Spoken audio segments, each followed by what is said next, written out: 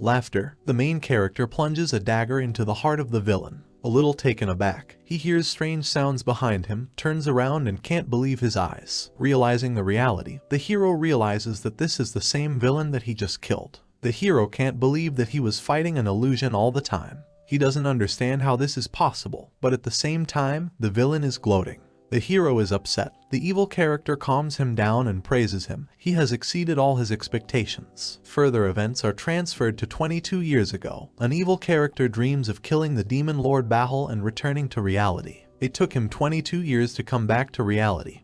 He assembled the best squad, consisting of the British, French, etc. However, 2 years ago, they all got into a fight with the demon lord Boreas and all but him died. The hero tells how long and hard he fought, regained strength, destroyed each of the 23 lords, and then finally met the demon lord Bahala, the same villain to whom he first plunged a dagger. The fight lasted 3 days. The hero cannot believe that it was an illusion. The hero takes out a powerful dagger and goes into battle, but the lord cannot be broken.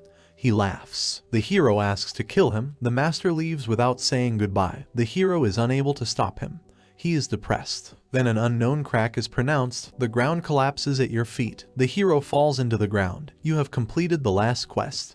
Penetrated the castle of the demon lord. For successful completion of the quest, the hero receives a return reward and inventory. The hero becomes stronger. December 31st, 2018, New York. A busy crowd counts the seconds until the new year. Hooray! The new year is here. But evil does not sleep. A new villain appears who rejoices in the new year 2019. Events are being moved to the White House. A person who is probably an assistant to the president is rushing to his office with an important message. 911 services and the police are working in an enhanced mode. It's all about the mass disappearance of people from all over the world. The number of missing persons is 100 million. There are similarities between the missing people. They all played a virtual reality game. It is played by 600 million people. In the Blue House, people are horrified. An earthquake occurs. There are disasters, houses collapse, floods, monsters enter the earth, the surviving people run away in fear. Experts are trying to figure out how to stop their invasion, but they can't be defeated. They're everywhere. 1/10 of the population died. After 2 months, a child appears in the story. He escapes from the monster and finds his father, whom he lost at the beginning of the year. There is also a crowd of missing people. All this time they passed many levels and returned to the real world. In the Eternal World, the main character's battle takes place, which was mentioned at the beginning. He made his way to the Lord's castle, and he promises him that he will not leave here alive, calling him the Masked Monarch. The real world, there are people who are able to fight monsters. They are called players. Experts are at a loss as to how they manage this, but Professor of Gambling Park Sang-jin from Beeksang University is trying to explain why after the new year, people actively played the game Eternal World and they were drawn there. Everyone is at a loss. These players have super abilities when they have lived a year in the game. 1 month has passed in the world, but they all died in the Eternal World. There is a conversation between 2 players. They share who spent how many years in the game. As it turned out, only players of 1 and 2 years return. Then suddenly one of the interlocutors grabs a newly appeared monster with a nose like a trunk. He shouts in disbelief. The second interlocutor rushes to save him. The monster turned out to be the character Wiki level 2. They are perplexed where it came from. Exclamations of God are pronounced. There are new monsters Hugo level 3. They are somewhat similar to the previous monsters, only now with wings. One of the players shares that he died from the same monster in the game. In the Army Command Center, a new message is being sent. There is an overflow in the city of Yaijingbu. In Namanson Sun 2 from one of the specialists. There was an unexpected increase in the strength of monsters and the army is losing ground. Some fighters have just been called up and they do not understand how to deal with them. One of the main ones explains what overflow means. This is when monsters break through a cordoned off area and devastate everything in their path. Scientists say this happens when the negative dimension mana inside monsters is overloaded. Monsters attack players who think they can't handle it. They plan to push them away by numbers. The monster attacks one player. He's terrified. The monster falls, and the player wonders what happened. A character appears who thought he was already dead and didn't know where he was. 2019, March. A 3-year-old player has been added.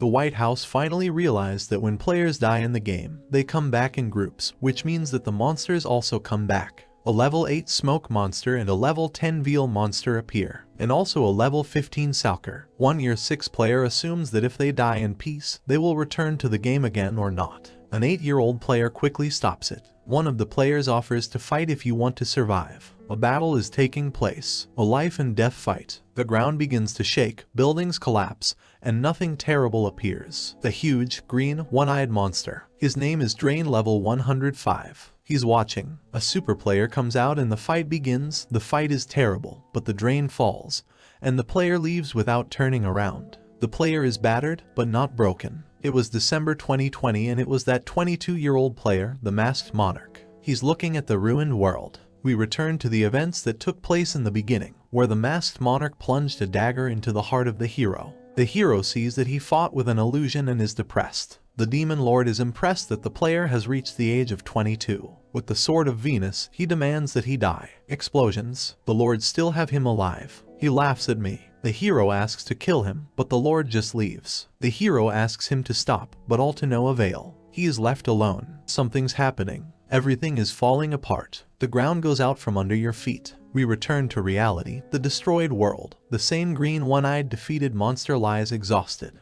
The hero leaves. He's impressed but not verbose. He can't believe he's back in the real world. All the other players exchange glances and look at him. They'd never seen anything like it. The hero presses the button located at the door, the light comes on. Actions are transferred to the Eternal World Echo Canyon. Year 12, Rise of the Monster. It is green in color and has horns. His name is Byagun and he is level 81. Level 63 and 75 players don't know what to do with it. They suggest tactics, I distract, and you run. The player distracts the monster, the other player is shocked but runs away. He starts distracting him, a fight starts. The player falls to the ground and pulls out a dagger while swinging at the monster. The monster grabs the player who should have escaped. Another player attacks the monster with a dagger. There is a battle going on. The player who was captured dies. The other player can't believe it, because they wanted to go through to the end together. He apologizes and dies. The player cries and cries for him. Actions return to the hero. When he clicked on the button, he does not understand what is in front of him. It turns out to be the same player who died at the hands of a monster. They sit down to drink tea together and talk about the game. Can't believe that they found each other. They say that all players have already returned, but not a level 22 player, a monk in a mask. They think he killed the Demon Lord. They continue to talk about how they died too soon and didn't have time to find out what kind of masked monk player he is. Even Richard Paulson believes that only the masked monk player can kill the master. A discussion begins. What Paulson is saying. One of the interlocutors asks if they know each other. They decide to finish the topics and leave the conversation for later. You can hear the saying that this world has not become like this. It is turning into a game world. Over time, high-level monsters and high-level dungeons appear. From now on, things will only get worse. One of the players asks the other what level he has reached. The other asks why he is interested in such information, and the first interlocutor wants to invite him to the guild. The Korean guild Shallow Bal HAE. The members of this guild killed weak players. They were very strong, and they were used as slaves. The player is shocked that his interlocutor is a member of this guild and asks him again if he is definitely a member of it. The one who assures him that they have become better, they have forgotten the past and erased their reputation. He again offers him to join the guild, assuring that they will definitely want to see him there. The player firmly declares that he left the guild. The second does not understand why. He explains to him that these bad people will remain bad. He assures him that if he is not released, it is necessary that he should tell him. The second interlocutor is perplexed and asks again at what level his interlocutor is still. Silence. Max. His interlocutor is at the maximum level. The player can't believe it and asks again, continues to disbelieve. Cites the example of Richard Paulson, who is at level 228. Asks a million questions. The player with the highest level waves his hand and opens the inventory. The interlocutor is impressed, can't believe how he was able to open his inventory. It dawns on him that the player was telling the truth about the maximum level. He is the masked monk. Night. High-rise building with the lights on. Cheers of No Way Hyung the masked monk. He replies that he stopped getting experience when he reached level 300. His interlocutor is shocked and delighted. He calls him brother. He asks a question, and he also destroyed the guild. The masked monk replies that he did it because they did too many things. The interviewee asks how they opened their inventory. He explains that he did it as usual. The other enthusiastically does not believe. He exclaims that all returning players do not have access to the inventory. It is only possible to open the status window and the level system. The monk explains that this was a reward for the last level, inventory inheritance. The interlocutor asks if he killed the Demon Lord. The monk has time to agree, and say no as the interlocutor begins to exult. The monk wants to give him a gift, but he is perplexed. The monk opens the inventory and asks what level he has. He answers 154, tries to find something. Takes a long time to choose. The monk's hand is missing. The interlocutor asks him where it went. The monk explains that it is a data warehouse. In other words, it is a storage between dimensions. He grants him the twin swords Hamuri's will and Hamuri's power with great attack power. The interlocutor is enthusiastic. These are unique items. These are objects of the eternal world. The other person doesn't believe his eyes, but he quickly realizes that he can't use them because he doesn't have enough power. The monk asks how much strength he lacks. The interlocutor answers 22. The monk opens his vault again, goes through it for a long time and gives him 30 power points with the help of jewelry. The interlocutor cannot come to his senses. He thanks the monk. Events are moved to a Japanese village. Long, empty corridors. The character is trying to tune in, holding his fingers to his temple. There are balls in front of it. Apparently, they are magically an unknown hero talking to the balls. He asks the balls if there is no one else. The ball asks what the meeting is about today. He replies that the masked monk has returned, but Char is silent. This was expected. Orb asks the question about the monk's location now. In Korea, an unknown character responds. Yongsan-gu's office. A monk receives a letter saying that he has officially become a player, and his brother rushes to congratulate him. But the monk claims that there is nothing to congratulate him on. He needs to contact the Department of Players to get the documents. The monk is indignant. Busy street, lots of players. The monk's brother asks him where their equipment comes from if it is taken when it appears in the real world. They come to the conclusion that there are no such rewards in the world as in the game, and you will not get anything for fighting monsters. The monk explains that there are still small rewards, but they are not even close to the rewards that are given in the game. The monk asks his brother for a favor, and he agrees. The monk wants to see a certain person, but the brother does not understand who he is talking about. The parking lot, the gloomy gray building, this gloomy workshop, the two of them at the entrance. They came to the person the monk wanted to see, but they are not sure that he is here. More than the monk did not expect that this building is so big. The brother asks if it is true that the person they came to see is an acquaintance of his. The monk replies that he knows him too, and the brother is indignant. The dusky trowel is where players order their weapons. The monk's brother has always wanted to buy something in their shop, and the monk promises to buy him something. My brother cheers. At the entrance, they are met by a girl who claims that they have come to see Lee Kalwoo. The girl asks if they have an appointment. Without a scheduled meeting, you will not be able to see each other. The monk asks where he is now, and the girl replies that he is in the workshop. The monk listens attentively, thinks and rushes as fast as he can. The girl screams. His brother is in shock. A monk on the run tries to find a workshop, realizes that it is in the basement. The girl forbids going there. But this does not stop the monk. He runs away down the stairs. Gloomy. A variety of weapons, armor, and a master is engaged in the work. He shakes his hand, water dripping from his forehead. The monk calls out to him, and he turns around angrily. A girl bursts in from the entrance and says that you can't behave like this here. The monk says that the girl let him in without any problems. The girl is very angry and tries to protect her family. The master laughs and writes out a bonus to the girl. She does not understand what is happening. Mana asks if the master is happy to see him, and the master replies angrily that he is not happy to see the guy who took him to his death. The master swings the hammer. It flies straight at the monk, but the monk stops it. The master is at a loss as to how the monk took things out of the game. After the monk's explanation, he is left in shock. The monk takes his hammer. A dispute begins over whose hammer it is. The monk picked it up in the game from the master's corpse, but I am ready to return it to the master for a small favor. Workshop. It's quiet and peaceful here. The master works. Suddenly an unknown person appears in the doorway. The master swears. The door says do not enter. A bag of jewels falls on his back. The master looks on in shock. Aviran steel, the glowing dark stone horn, Donards. It was all in the bag. These are rare. The unknown character in the doorway is a masked monk. He has presented awards and asks for a favor. He asks me to give him a mask. The monk says he didn't expect to see such a large workshop building.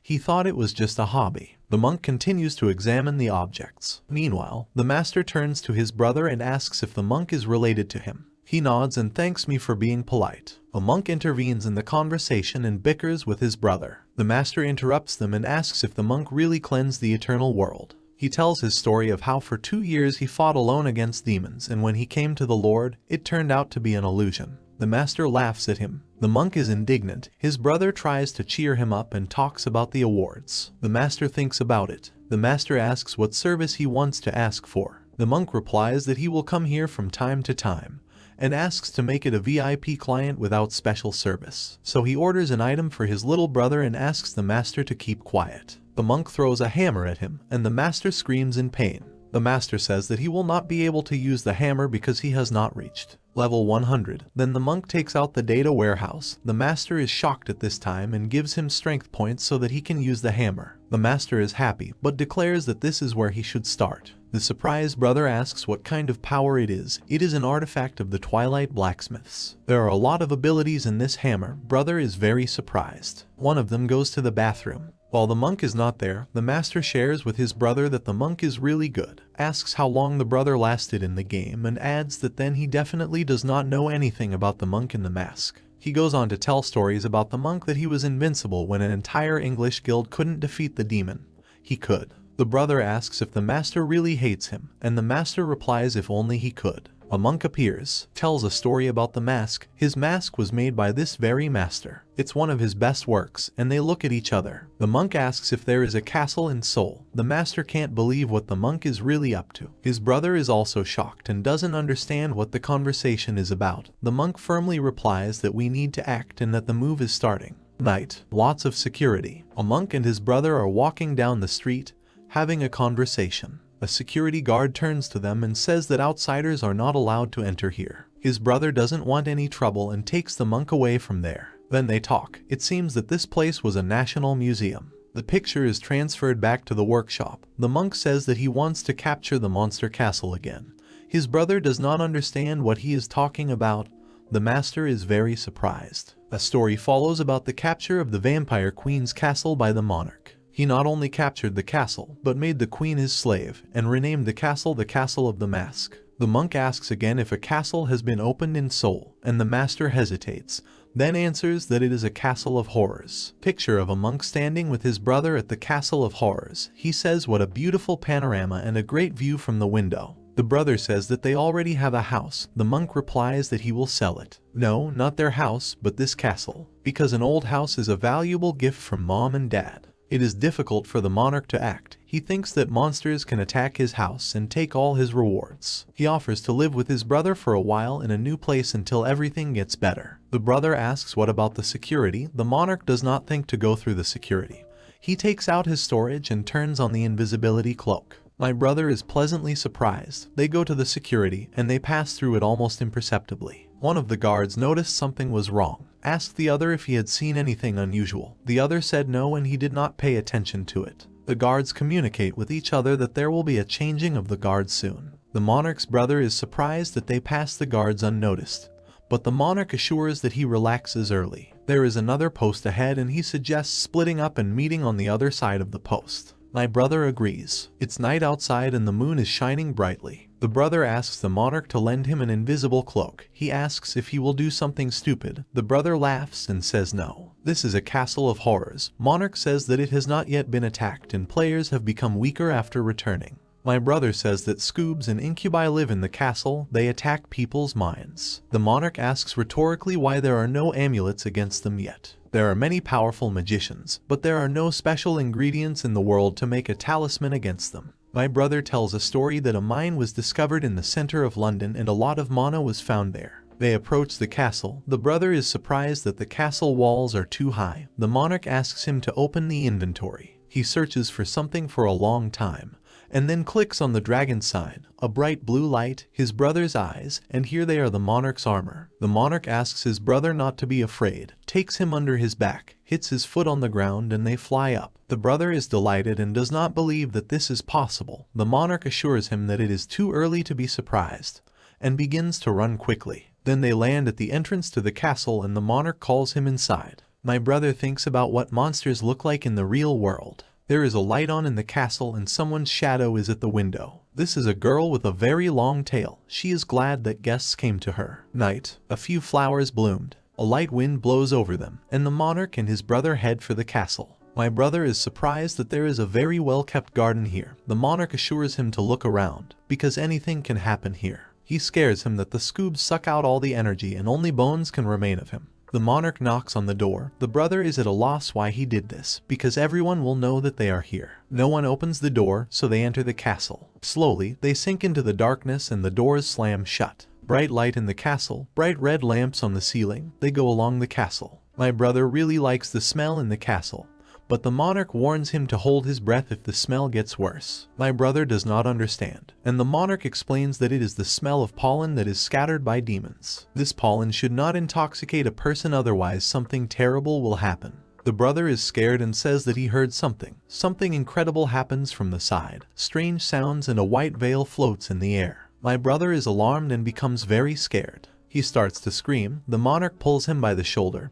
He screams in pain. The monarch asks him to control himself. They continue to walk on. The brother asks the monarch that they are just walking here. The monarch assures him that he is close and everything will be fine. Only scoobs and incubi live here, but even a whole army of these creatures can't leave a scratch on it. He sees that his brother is nervous and worried and hands him the ring. This is the power of the mental barrier. The brother is amazed and calms down a little and realizes that he has nothing to fear. But behind him are girls with horns. One of them whispers in his ear and he is lost in fear. A lot of girls in front of him smile and greet him. They have been waiting for guests for a very long time. Girls attack the guy, give him compliments. He stands in horror. They all throw their arms around him, and he panics. From the smell that the girls evaporate, the brother closes his eyes, but then the monarch appears and asks them to get away from him. He demands that his brother be left alone. Otherwise he will kill them, and the girls run away in horror. My brother can't get over it. The monarch approaches him from behind, pulling him by the shoulder, and he gets scared and falls to the floor. The monarch is ashamed. He was disappointed in his brother. These girls were just inferior scoops. My brother is upset and offers to leave this castle. The monarch asks him to calm down and says that if he deals with the owner of the castle, everything will be fine. The brother asks if they were SK cubs or not, but the monarch laughs it off and explains that SK cubs take on a different appearance depending on a person's tastes. The brother is puzzled and they enter the hall, where there is a lot of armor. My brother asks where they are because it's a strange atmosphere, and the monarch likes it all. But he expected more from the SK Cub Queen. She doesn't even try to catch them off guard. He notices something in the knight's armor. His brother calls out to him and asks what he's doing there. The monarch shouts to the knight mistress. The knight comes to life. His eyes become bright and he tries to escape. The monarch asks where he is in such a hurry. He first needs to sign the contract. The monarch hits the floor, looks into the darkness, and a creature with horns stands in front of him. He warns that running away is no longer possible, but his eyes become naive. A girl who is familiar to him stands in front of him. She calls him by his first name. Sunrise. The earth is collapsing. The storm begins. The point of a sword. The masked monarch is ready for battle. He didn't expect that the main SK Cub would look exactly like it appears. She laughs and says that he probably regretted coming here. The monarch replies it's too late to regret it. She breaks his dagger and the monarch is perplexed. Lilith, the SK Cub Queen, is ready to launch her next attack, but then she hesitates because she saw something. The monarch cannot wait for the battle and asks to start soon. He has other things on his mind besides her. She runs to attack him but stops in front of him. He calls out her name. He asks if she is really Lilith. She asks to get out of the way and passes by. The monarch grabs her by the back and lifts her up, and she screams to be released. They have a verbal altercation. The monarch wants to know who she really is. She screams to be released. The monarch is angry and asks again. He asks her name again, and she says it again, and a tear rolls down her face. The monarch asks if it's really her. He glares at her and asks why she turned into her. She looks questioningly at the monarch. The two of them turn around. Something is happening. A storm, a white veil in the air. The monarch looks into the distance and does not understand who is in front of him. In front of him is a crowd of monsters with horns. Lilith asks him to leave to avoid trouble. Then he notices his brother in the company of an unknown girl, SK Cub Mariana. She asks if they leave now, then they will be released. The monarch looks thoughtfully and replies that there was a small misunderstanding. They shouldn't threaten him. They should beg him on their knees. SK Cub Marian looks at him blankly. One of them shouts that the monarch must be killed and they all fly to the fight. The monarch is ready for battle. They rise up and join the fray, and the monarch is already set up. The monarch jokingly says that they will not cope with him. Marian herself falls into battle. The monarch takes his brother and asks if he can escape on his own, and the brother replies that he can. The Scoobs launch a fireball and it breaks the monarch's sword. The monarch asks you to try again and warns of the consequences. The SK Cubs are terrified. Marian begins her transformation. Everything turns green around her. This is called a butterfly stroke. The monarch stands firm, ready for anything. Lightning over the castle, butterflies flying everywhere. The monarch draws his sword. SK Cubs don't understand what's going on. Marion keeps a close eye on the monarch. He raises his sword in the air, and Lilith appears beside him. He takes her hostage. She looks at him warily. Morning. Castle. Lilith is sitting on her bed. The monarch and his brother come in and ask to talk. He asks if this is really a horror castle. She starts shouting and saying that it really is him. The monarch says it's just a charm castle. Lilith asks him again. The SK Cubs tell him that Lilith has only been here 100 days and doesn't know anything. The monarch asks again how long Lilith is here. He's startled, so she looks like a child right now. The monarch asks Marion if she is the only top-ranked SK Cub here. Marion doesn't know what rank she is. She replies that they have no division into ranks. It was invented by people. Monarch agrees and asks if all the strong SK Cubs are here. They respond as approved. One day they opened their eyes and found themselves here, in the real world. The monarch is startled and wants to get down to business as soon as possible. He asks Lilith to sign a contract with him. Lilith looks surprised. This is a submission contract. Lilith doesn't know what it is. SK Cub Marion shouts at me not to do this. It warns of the consequences of being enslaved forever. She calls out to the monarch, but he doesn't respond. The monarch sharply replies that Marion should mind her own business. Marion and the SK Cubs stand in shock. They charge at the monarch. He puts his hand on Lilith's forehead, and she doesn't know what's going on. He promises Lilith that he will protect her, and she asks again. He asks the SK Cubs if they can protect Lilith if someone else like the monarch comes to them. They are silent. Monarch promises to change the details of the contract. This contract will be valid until Lilith grows up and becomes a full-fledged mistress of the castle. Unless Lilith renews the contract, of course. Lilith looks closely and asks if the monarch is serious. The monarch asks Lilith to change and behave properly, because soon he will become the lord. She naively asks if he really will break this contract later. He assures her that he added this clause to the contract. The monarch warns that if she violates the conditions,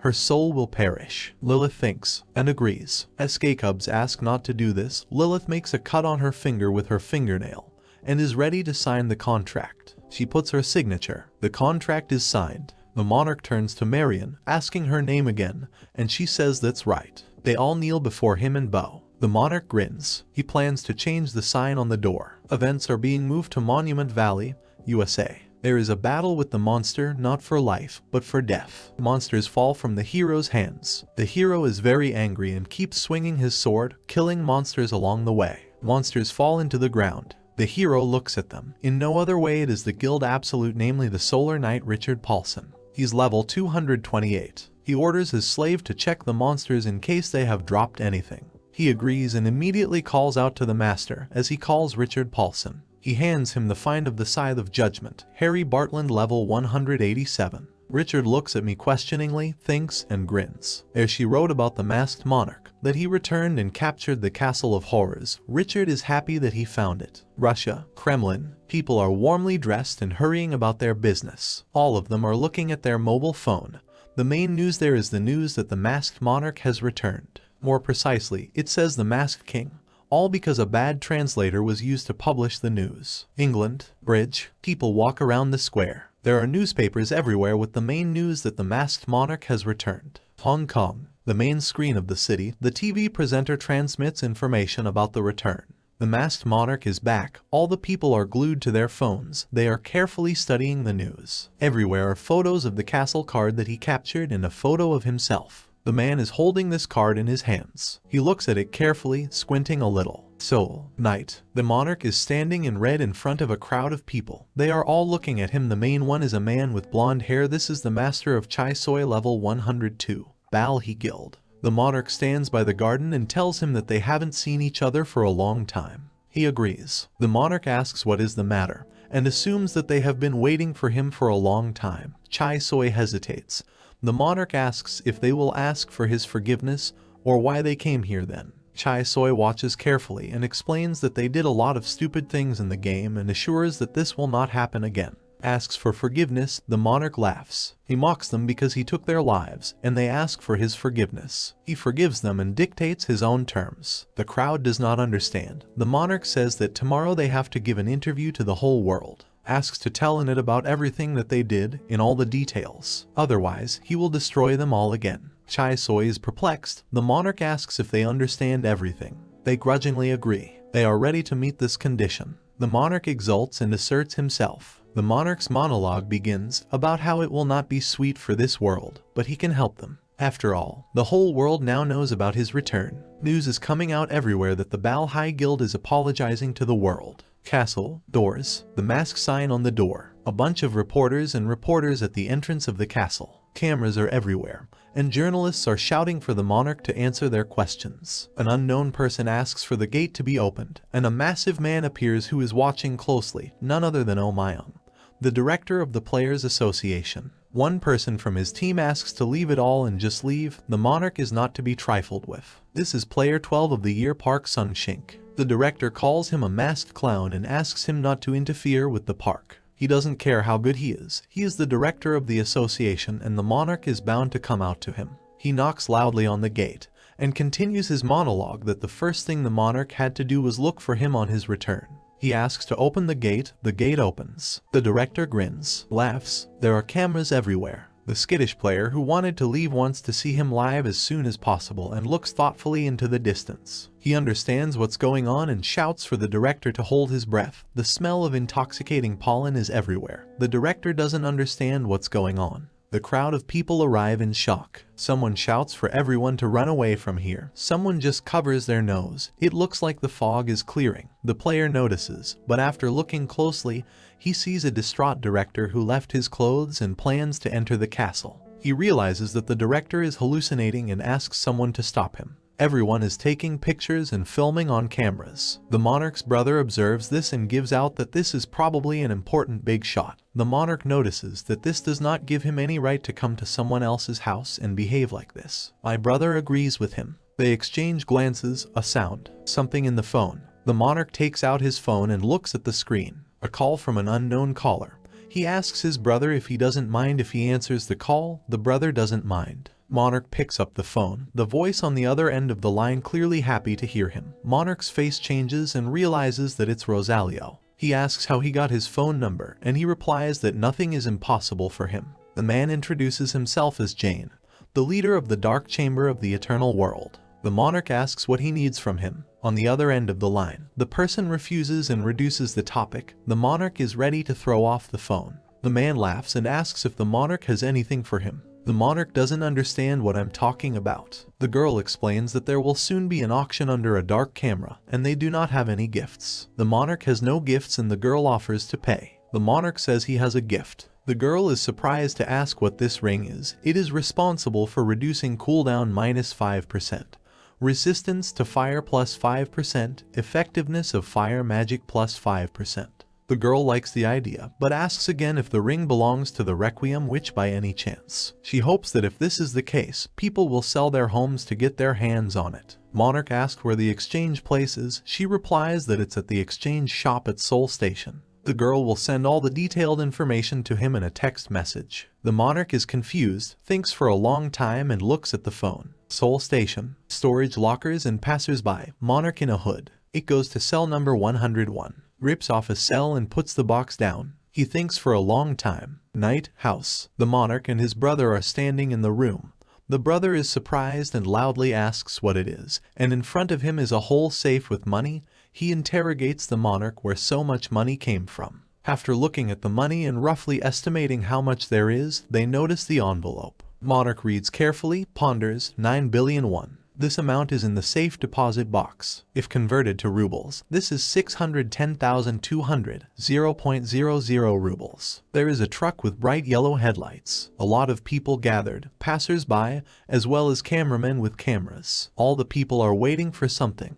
Their faces are very surprised. More than 10 trucks are rushing to Maski's castle. In one car is a foreign car in front of them. It is white in color. Suddenly the car door opens and a foot appears. A man comes out in a very solid suit. He looks around and the girl who meets him invites him to go to the Lord. He is already waiting for him. 3 beautiful girls see him off. He looks at them thoughtfully and the door opens. A person comes to the monarch. He really was waiting for him. The monarch tells him that he is late. He gets angry and grabs the monarch with the words that he knew the monarch would do something. Because of you, the whole world is on its ears, reports a person. The monarch asks him to let go and talk to him. It seems to be a master from the dark workshop. The monarch laughs it off. The monarch asks if he has changed his mind about moving his workshop here. The master is discouraged and says that he is only doing this to get all the ingredients in the world. He does this only for such reasons, then asks for electricity and whether there is no electricity in the printing house. The monarch gives a deadline of 1 month. The master expected this answer. He wants to put the Shadowsmiths here first in line to use resources from monsters. The monarch asks if the master still doubts, and the master gets angry. Asks to use the mana generator. The monarch asks again for the heart of the phoenix. He asks the master if 3 days are enough for him to work. The master is delighted and answers more than.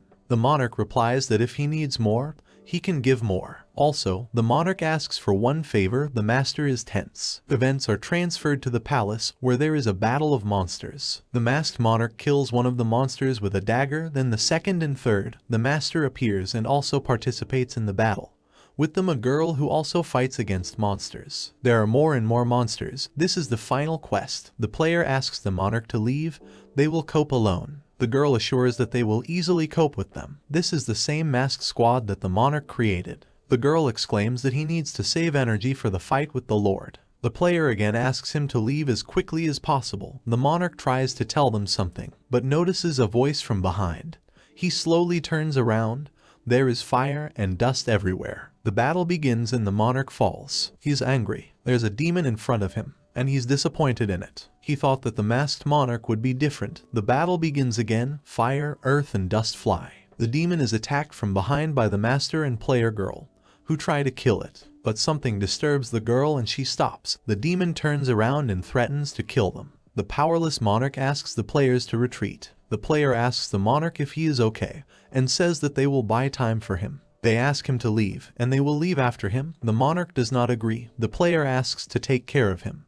The monarch replies that this is an order, that all of them must retreat. But no one listens to him. The player says that only you can kill the Lord, so you need to get stronger and finish it. This is the main goal of the masked soldiers. He leaves. The monarch starts coughing. There was only one person left with him. A fight begins. A lot of dust and fire gathers. A girl falls, then an unknown player, then a player again. The monarch appears with a sword. It seems that he killed them. Events are transferred to the courtyard. The monarch looks out of the window. The girl replies that guests have arrived. The door opens, and the monarch looks at the door. Steps. The monarch is clearly happy to see them. There are 3 players, the same ones who died. A lot of water flowed, but they met. A masked soldier, Captain Butcher level 165 appears before him. How long it's been since they've met. Masked soldier, Vice Captain Guillotine level 132. Masked soldier girl, Vice Captain Ice Flower level 138. The monarch stands in front of them, asks them if everything was fine. They answer in the affirmative, but they repeat again with some kind of grin. The monarch is confused. Monarch asks if they keep in touch with the rest of the soldiers. Butcher says they also arrived when they found out you were in Seoul. The monarch asks again, and the butcher replies that all the soldiers were preparing for his return. Some have even moved here with their families. The monarch is indignant. The girl replies that they are all waiting only for his command. Butcher notices that she is right, and they are ready to act. The monarch looks, smiles, and hands the butcher a briefcase. The butcher studies for a long time and understands that there are 3 billion won inside. The monarch asks for this money to organize a headquarters for soldiers here. The soldiers are in shock. They can't believe it. Construction is underway. The crane is working. Workers are working, carrying pipes and panels. Master and monarch watch from the balcony. The monarch did not expect that the work would go so fast. The master notices that more than 100 people are working on this construction site, including soldiers. Besides, the blacksmith shop will be ready soon and things will go faster. The monarch announces aloud that he must prepare to take over the world. The master looks at him in disbelief. Italy. Day. Summer cozy street. Large room like a school or university. The girl drinks her coffee and grins. The man offers her dinner. This girl is a level 205 blood witch from the Red Magic Tower Guild. She looks in surprise at the man, watches and notices that he is punctual. The girl asks him about the object. He hands her the box. She rolls it across the table to herself, opens it, and there is a ring with a bright red color. She recognizes her ring and can't believe where it came from. She thinks it's related to the masked monarch. The man is serious and voices the price of 200 milliards. Asks if she will buy it. The girl is upset. She is confused, calls on the phone and asks to transfer 200 milliards to the account. She asks the man to check the bill. The man straightens his tie and replies that the monarch is involved. The girl wonders what the monarch is up to now. Gangwon Province, NG. Dense forest, explosions near buildings, people running in panic. Monsters attack and people run away from them in a panic. The war in Echo Canyon. There is a meeting of the monarch together with the Trinity, where the head butcher, they read a newspaper about the war. Overflow has started, people are being evacuated. Many wounded, but few casualties. The government's thoughts are now focused only on this. At the meeting they note that their first raid will definitely be there. The monarch assumes this will be a worldwide recognition. They're planning an opening ceremony for the whole world to see. A reporter gives an interview at Maskey's castle. The opening ceremony of the Mask Castle will take place very soon. There's talk that the masked soldiers are up to something serious and they're going to head to the canyon, which is the hottest place at the moment. Soon everything will start and now the gate opens. Soldiers start marching, led by a butcher with a mask symbol on his back. He looks thoughtfully. The monarch appears here and replies that they need to change their clothes. Their clothes will not fit for battle. They enter the workshop. All this is from the eternal world. It's all very useful to them. The monarch replies that this is their advance. The butcher thinks. He appears before the soldiers. There are many wagons ahead and they are going to the canyon right now. The soldiers are sitting on the wagons. There is a report. Everyone is wondering if they can cope in the canyon, because the strongest guilds could not cope there. The monarch is watching the broadcast on TV with Lilith, and the monarch claims that he did not train them for nothing. He looks at Lilith, who is eating ice cream, asks if it is delicious for her, and she answers in the affirmative. He gets angry and starts yelling that she's already eating her 10th ice cream today.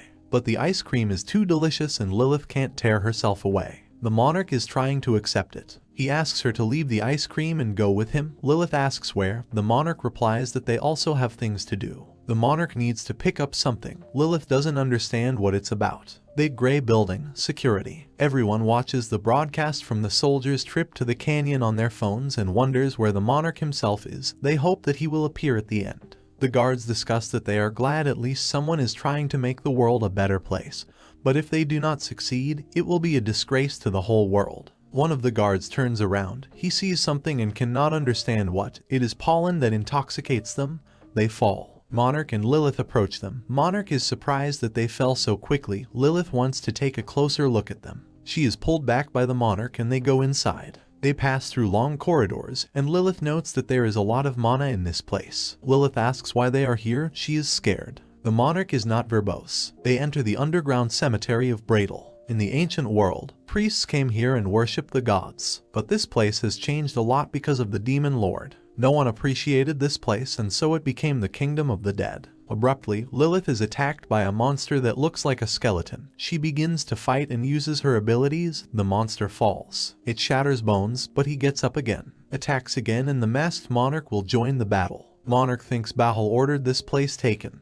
Desecrated Pop has become a level 200 undead. He's one of the strongest bosses, but he didn't come here for him. They pass through the corridor. He leaves Lilith and asks her to wait a little. She does not understand and she is afraid. The door is open. The monarch enters. He is confident and determined. A golden sword is in front of him. This is the most expensive blade of the eternal world. Respect for the Dragon Lord. The monarch reaches out, takes it in his hand, and lifts it up. He remembers how this sword pierced the heart of the Lord, even though it was an illusion. He is holding his sword up, but he hears something from behind, and when he turns around, he sees a crowd of rebelling demons. They all look like skeletons. Behind them is the most important one. Monarch laughs and thinks everything is realistic just like in the game, wants to play with them. He starts a fight but notices one person among them. He is shocked to have met him. They look at each other. He calls him by his first name. The monarch is tempted. The demons continue to rush into battle, but they fall and the man is still standing there, looking at the monarch.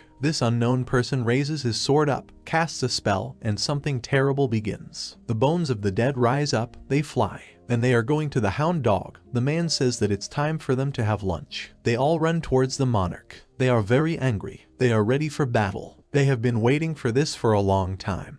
But the monarch is also not amiss. He begins to kill them one by one, and last of all they kill the Hound Dog, which has just been made up of bones. The monarch and an unknown person remained. He is angry, but he realizes that there is someone else behind him. The unknown turns around and sees another demon.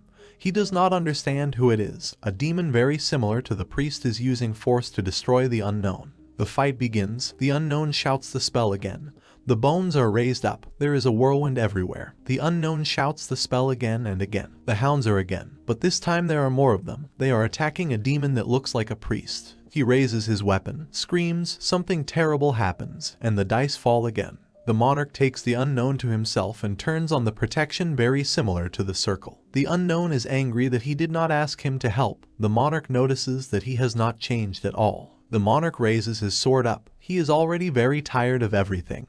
He wants to finish this as soon as possible. The battle begins again. The priest-like demon did not expect such strength. Dust is flying everywhere, and an unknown person is standing behind the monarch and watching the battle. The monarch notices that they haven't seen each other since the 400 squad. Unknown is the necromancer Yang Su Chan. He asks the monarch if he wasn't going to the canyon, and the monarch asks him what he's doing here. Yang Song is here with a pile of bones left behind by the undead. The monarch is surprised. He didn't expect him to be here with this little thing. Yang Song laughs, and the monarch wants to make him a crazy offer. He looks at him questioningly. The monarch wants him to join the team of masked soldiers. Yang Song is surprised. The monarch says that after all, he wanted to overcome Ahmed Hassan, and he is ready to help him with this issue. Yang Song doesn't understand why he is the one he wants to see in the soldiers, because they are strong without him. The monarch replies that this time they definitely have to catch the devil. A gray building, people walking around with suitcases. Heels click, a girl walks, her phone rings and she picks up the phone. She replies that she has just arrived in Korea, and the news immediately reports that masked soldiers have successfully cleared the canyon. The girl on the phone says that she will deal with everything, but out of the corner of her eye she notices the news about the masked monarch. She answers on the phone that she will meet with the monarch first. Day, Cafe 24. The door opens and a girl enters. She adjusts her glasses and notices the monarch's brother sitting at the table. Her name is Sangmin. The monarch's brother greets her. He hesitates, as if he expected to see her here. She also concludes that the monarch did not come. My brother replies that he doesn't know English very well, and she asks if he knows Roslyn, which is the language of the eternal world. He answers in the affirmative. He is also a player. She spent a lot of time in the game, so she speaks the language well. This game is played by players from all over the world, so a language was created to support communication. The monarch's brother replies that he is pleased to meet you. The girl introduces herself as Jane. She is the leader of the Dark Chamber. Everyone is also a cafe. They sit and chat, and she congratulates him on clearing the canyon. He accepts the thanks, and Jane asks why the monarch didn't come. The brother replies that he has important things to do, so he came.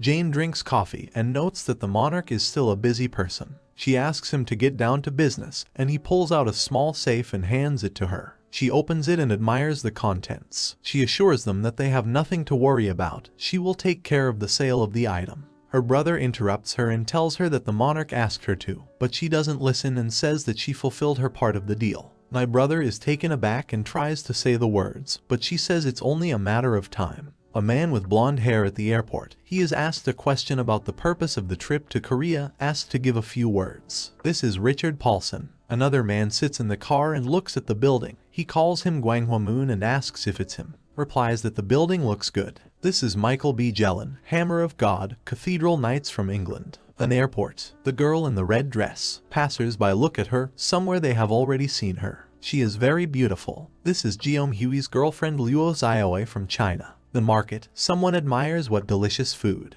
The man asks for another pancake for him. This is Jan Galiv from Russia. The hall. 2 male security guards. The man in the back probably drinking coffee. This is Hasegato Rito from Japan. A car. A man's leg is visible. A bald, big man. This is Manuel Matsis from Germany. He looks at the mask lock and asks questioningly if it's him. Hot news. Today, representatives from all the guilds have arrived in Korea. People are interested in what kind of important case brought all the people together in Korea. They were all gathered at the Castle of the Mask. They went inside and sat down to dinner. They look at each other. Someone drinks wine. On the second floor, the master and butcher are watching everything. They do not understand what is happening here. The master notes that the monarch has a talent for creating problems. Suddenly, a man from England slams his fist on the table and asks how much longer to wait. If this continues, he will leave. Richard declares that the man is very impatient. A girl with a very beautiful appearance notes that the monarch has not changed. She says that he thinks they are worthless, but she is indignant and asks again. The girl replies that even in the game, he used them as consumables. Not everyone agrees with her, and one of those gathered notes that it was they who helped him reach the final quest. He doesn't believe the monarch could have made it this far without them. A girl from Japan is enraged. Monarch 1 got all the glory. Richard asks me to be honest, that it's not about fame or reward. Someone notices, supposedly isn't that why they gathered here, to see the reward for completing the last quest. The representative of England claims that he definitely brought here all the finery and wealth of the eternal world. He asks you to pay attention to the equipment of masked soldiers, and notes that they are not exactly made in the real world. The monarch enters and asks what kind of mood they have, because today is such a good day. The monarch asks if they ever imagined that they would all get together again.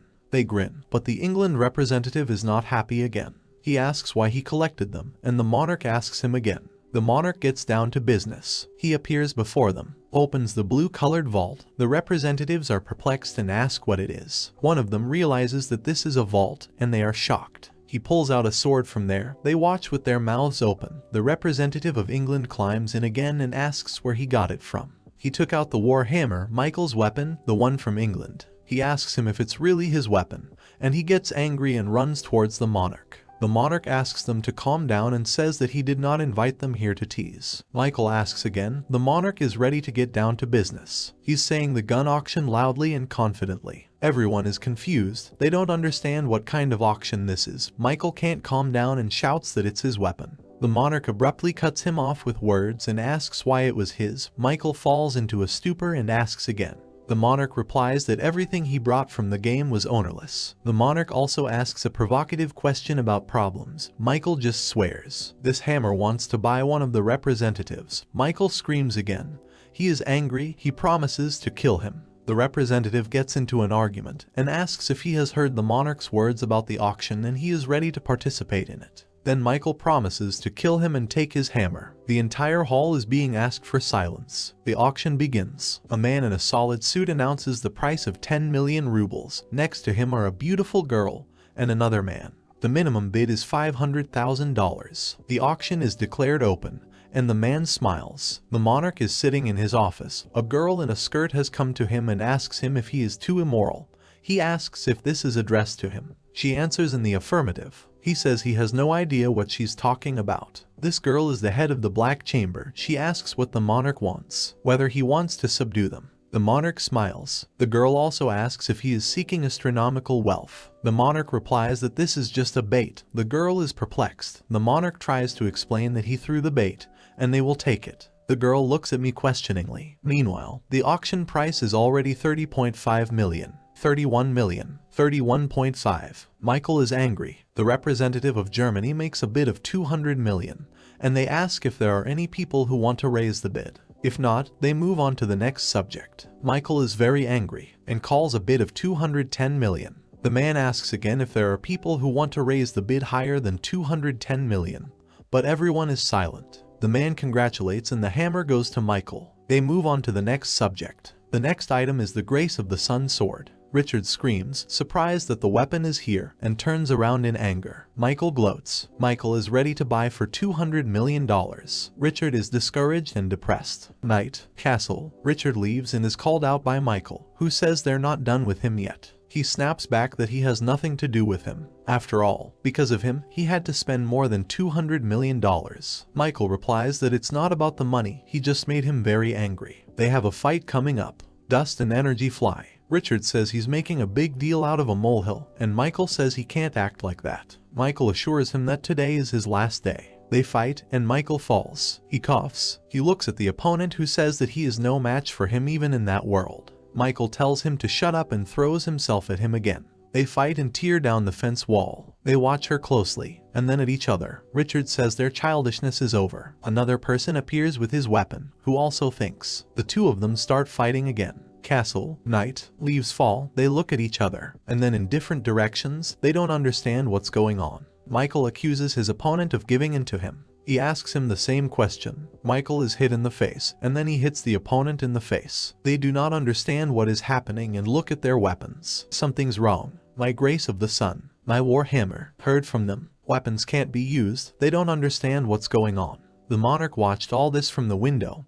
He says the word bait. They finally swallowed it. The monarch believes. 2. Conversations about why you didn't tell me anything. Richard asks the monarch why he didn't tell him that he couldn't use his sun power. The monarch replies that he didn't ask her to buy it, so the questions are meaningless. The monarch claims that before buying it, it was necessary to determine whether the forces would be enough to work with their weapons. Richard is silent and later asks what the monarch wants. He asks again. The monarch responds that there is indeed a favor that he could do him. Richard asks again. The monarch says England has a dungeon to clear. Richard looks surprised. The monarch replies that he is ready to undertake it. Richard's eyes widen as he asks again.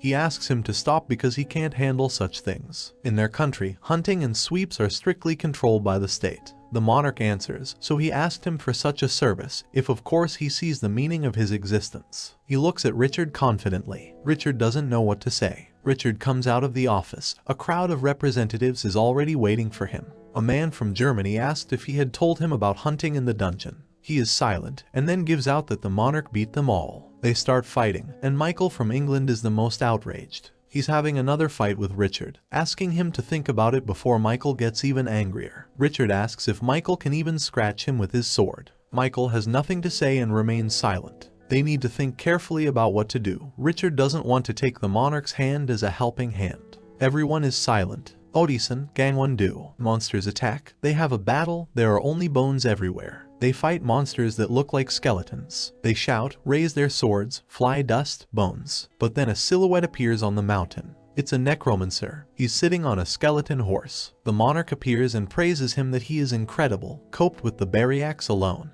The necromancer asks the monarch if he doesn't have enough money and why he is doing this. The monarch laughs and asks if he always communicates like this. The necromancer asks what was the meaningless request. The monarch does not understand what it is about. He asks why he asked the guild representatives at the auction to buy the weapons. He also goes on to say that if someone dies here, they really die. The monarch doesn't understand why he's telling him this. The necromancer replies that if players become stronger, it will be easier for them to survive. The monarch thought for a while, but immediately replied that he really had a lot of weapons in his possession. But how many he could give it to? A lot of people got into the eternal world, and there were not enough weapons for all of them. In the end, the players will still become stronger, the monarch continued to say. The necromancer listened intently. He told him that he understood what he was saying, but that didn't answer his question. The monarch looks at the necromancer carefully. Next, a picture of the monarch's brother dying in the game. His words that he wanted to complete the game with him to the end. Then there are the words of the girl, where she says that they will buy him time. The man of the player who asks him to hide. The words of the butcher that the monarch is the only one who can kill the demon lord. The monarch's own words that they go all the way, and a picture of how he killed them. He looks at them with pain and regret. A demon stands in front of him and demands to surprise him. It's the demon lord. They're looking at each other. Why did he ask them to do all this? Because the monarch doesn't want to lose this time. He replied to the necromancer. He thought about it. Night, city, the main TV of the city with news. They report that the necromancer Yang Su-chan single-handedly cleared the road of the Bariax. Masked soldiers cleared the shelter. The masked soldiers also successfully attacked the Bolo wastelands. The masked monarch cleared 3 hunting dungeons, something no one had ever managed before. South Korea has become the center of all players. All people watch this news. A specially assembled group at the meeting raised the issue that they still hadn't made contact with the masked monarch. He is very angry and asks that the monarch be brought to him to be promoted at his expense. Small beach, sunny, forest. The monarch goes into the water up to his knees.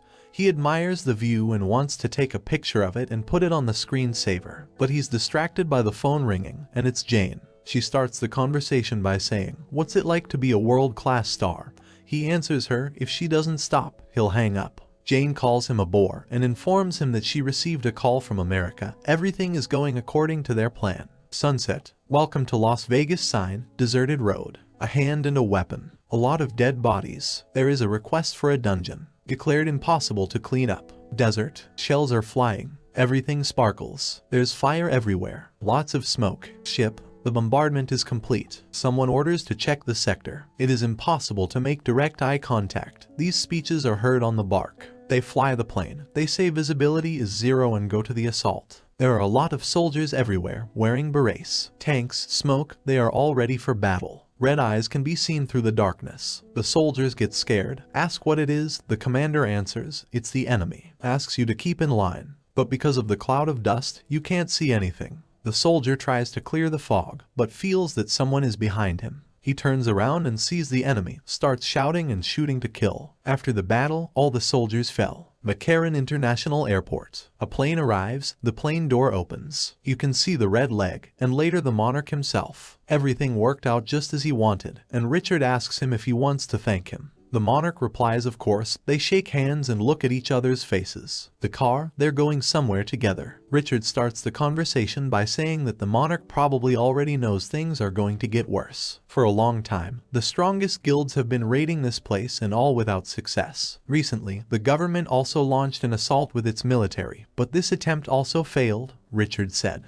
The monarch nods wearily, and Richard is glad that the government has given the go-ahead for this operation. Richard turns back to see Lilith and the necromancer sitting there. Lilith demands her ice cream. Richard is confused. He asks the monarch again if he's sure the three of them can handle it. The monarch replies that the masked soldiers have a lot to do in Korea. They are busy with other dungeons. Richard watches in silence. Later, he becomes enraged and explains that hundreds of people have laid down their lives there, and this is not a place to underestimate. The necromancer calls out to Richard and says that he barely understands English, but everything will be fine, don't worry. A necromancer never loses. Richard looks at him thoughtfully. Desert. A drone is flying in the sky. A lot of reporters. It looks like they have a whole camp here. They all turn around and start whispering. In front of them is a masked monarch. They look at him in surprise. Journalists are asked to say a few words, ask about their future plans. They walk without stopping, go to the cliff and look down. A large maze. The monarch says that this place was inaccessible even in the eternal world.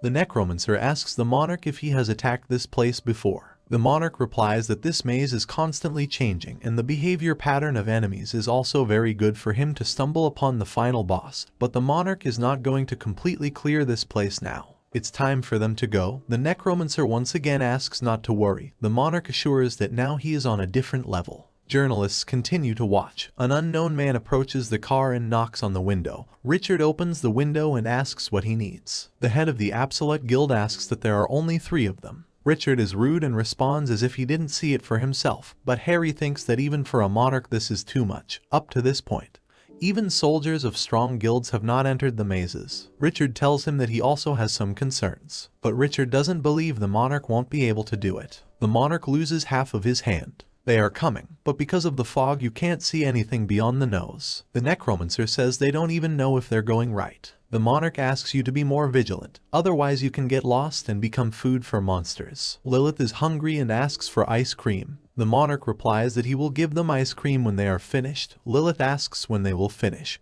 because she wants to eat right now.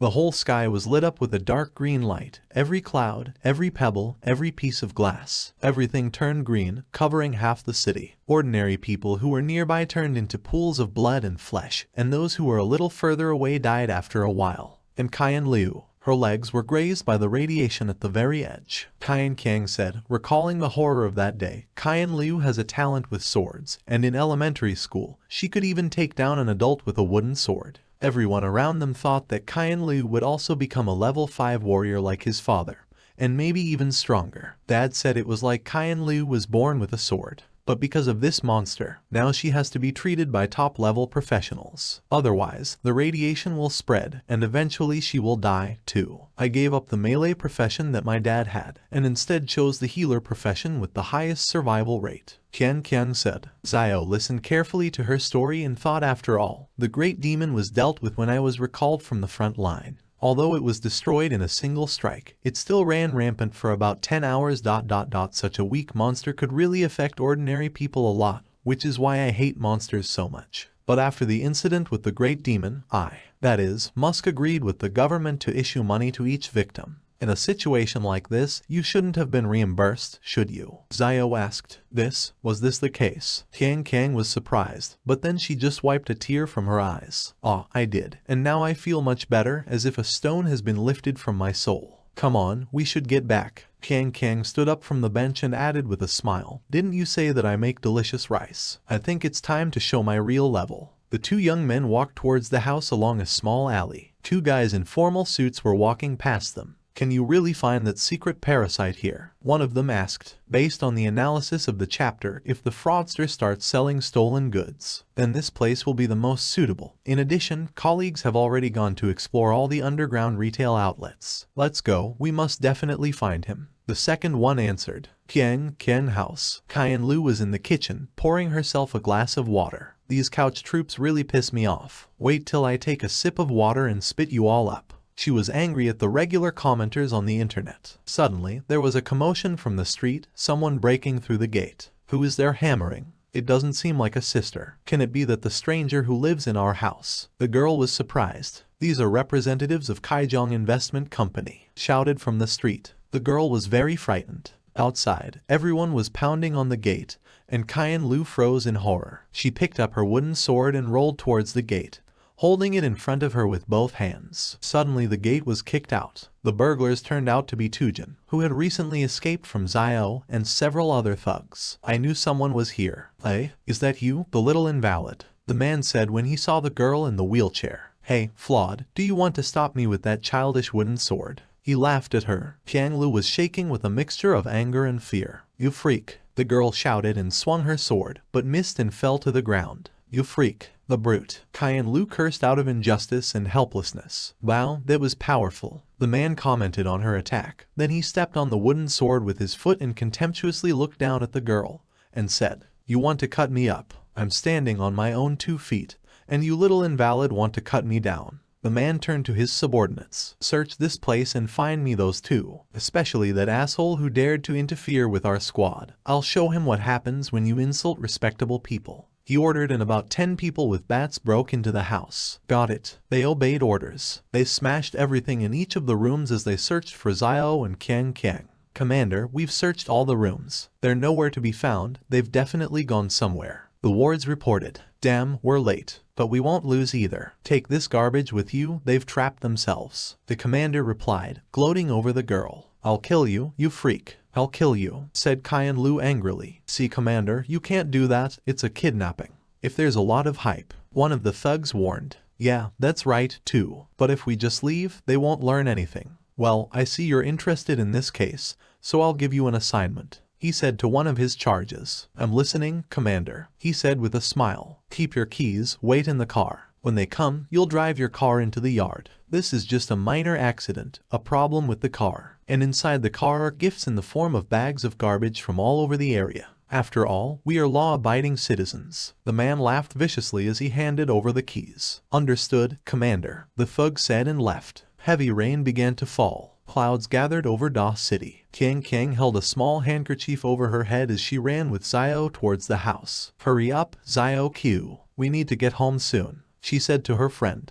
Yeah, no, he said. After a while, when Kiang got closer to her house, she saw the broken gate and her sister lying on the ground. The creatures. You are finished, creatures, Qian Lu repeated as she lay on the ground. Qian Lu. Kiang ran to her sister and picked her up from the ground. Xiao helped set up the wheelchair. These are the Kaijong Company's people. Bastards, my sister said. Let's go inside and you can tell me everything. Xiao Q, please roll Qian Lu into the room, and I'll quickly pick up the things from the courtyard, otherwise it will be useless. Kiang asked as she sat her sister down in a chair. Okay, Xiao replied and was already turning towards the door. Suddenly, Xiao and Qian Lu heard a crash. They quickly turned around and saw a pile of trash piled on top of Kiang. Ouch, is this Miss Yan's house? Sorry, I don't know how I managed to dump all the garbage here. Although it's a good thing that it's raining now, you'll just be able to get a good wash. This is your first gift from our Kaijong Company, the thug said and drove off in a garbage truck. Kiang was still standing in the middle of the trash in the rain.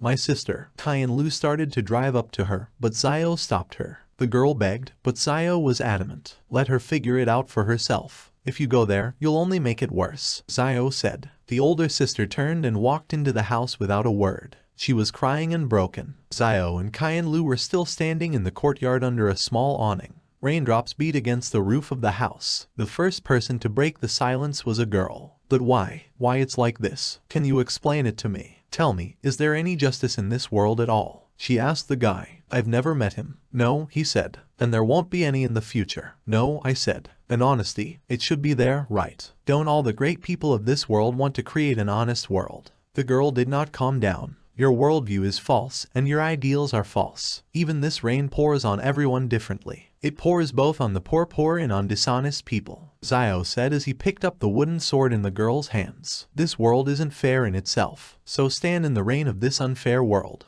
Also unfair. He clenched his fist and crushed the sword with one hand. The girl began to cry loudly, either because of a broken sword or because of an injustice that can't be fought. Do you understand? For me, the problems of your family are not interesting, but at the same time cause pity and sympathy. I wasn't going to interfere with your problems or your unfairness. I have to spend my energy on much more important things. But it turned out that the problems themselves came to me, and this is a real headache. The guy took a step out into the rain. What are you going to do? Qian Lu asked anxiously as Zio left. Deal with them, the guy answered. Are you crazy? Do you think Kaijong is a small company? Their thugs are level 3 and 4 professionals, and the head is rumored to have already reached level 5. Don't you think my family's problems are boring? Aren't you afraid of the consequences? Don't go. If you interfere, you're finished. The girl screamed. Yes, really problems and really boring. Only, I've always enjoyed getting rid of boredom, Zio said as he took out a new sword from its scabbard. And kill problems, he added fiercely, and the expression on his deathly calm face changed to a more bloodthirsty one. As the clouds gathered, the rain continued to pour down on this horribly unfair world, either trying to wash away all the dirt, or to spite all the suffering souls. One of the tall and prestigious buildings had a brightly lit sign that read Kaijong Investment Company. Several barkers were standing in front of the building. Let's earn a fortune together. May our cooperation be fruitful. The development of this land depends on you. They met an unsuspecting Zio who wanted justice. The place was full of workers. One of them noticed a guy with a sword at the entrance and sighed bitterly. Holy shit, I came to make trouble again, he said to his partner. Heh, as luck would have it, it was during my shift that he decided to arrange problems. The second one answered and both of them went to the entrance. Kid, do you even know what this place is? Put away your weapons, they said to Zio, but the guy walked past them in silence. I told you to stop, one of them said, but a moment later both guards were hacked apart. A task from the system appeared. Quest, Blood Sacrificial Demonic Sword. The longsword that had reaped countless casualties on the battlefield was once again awakened by blood.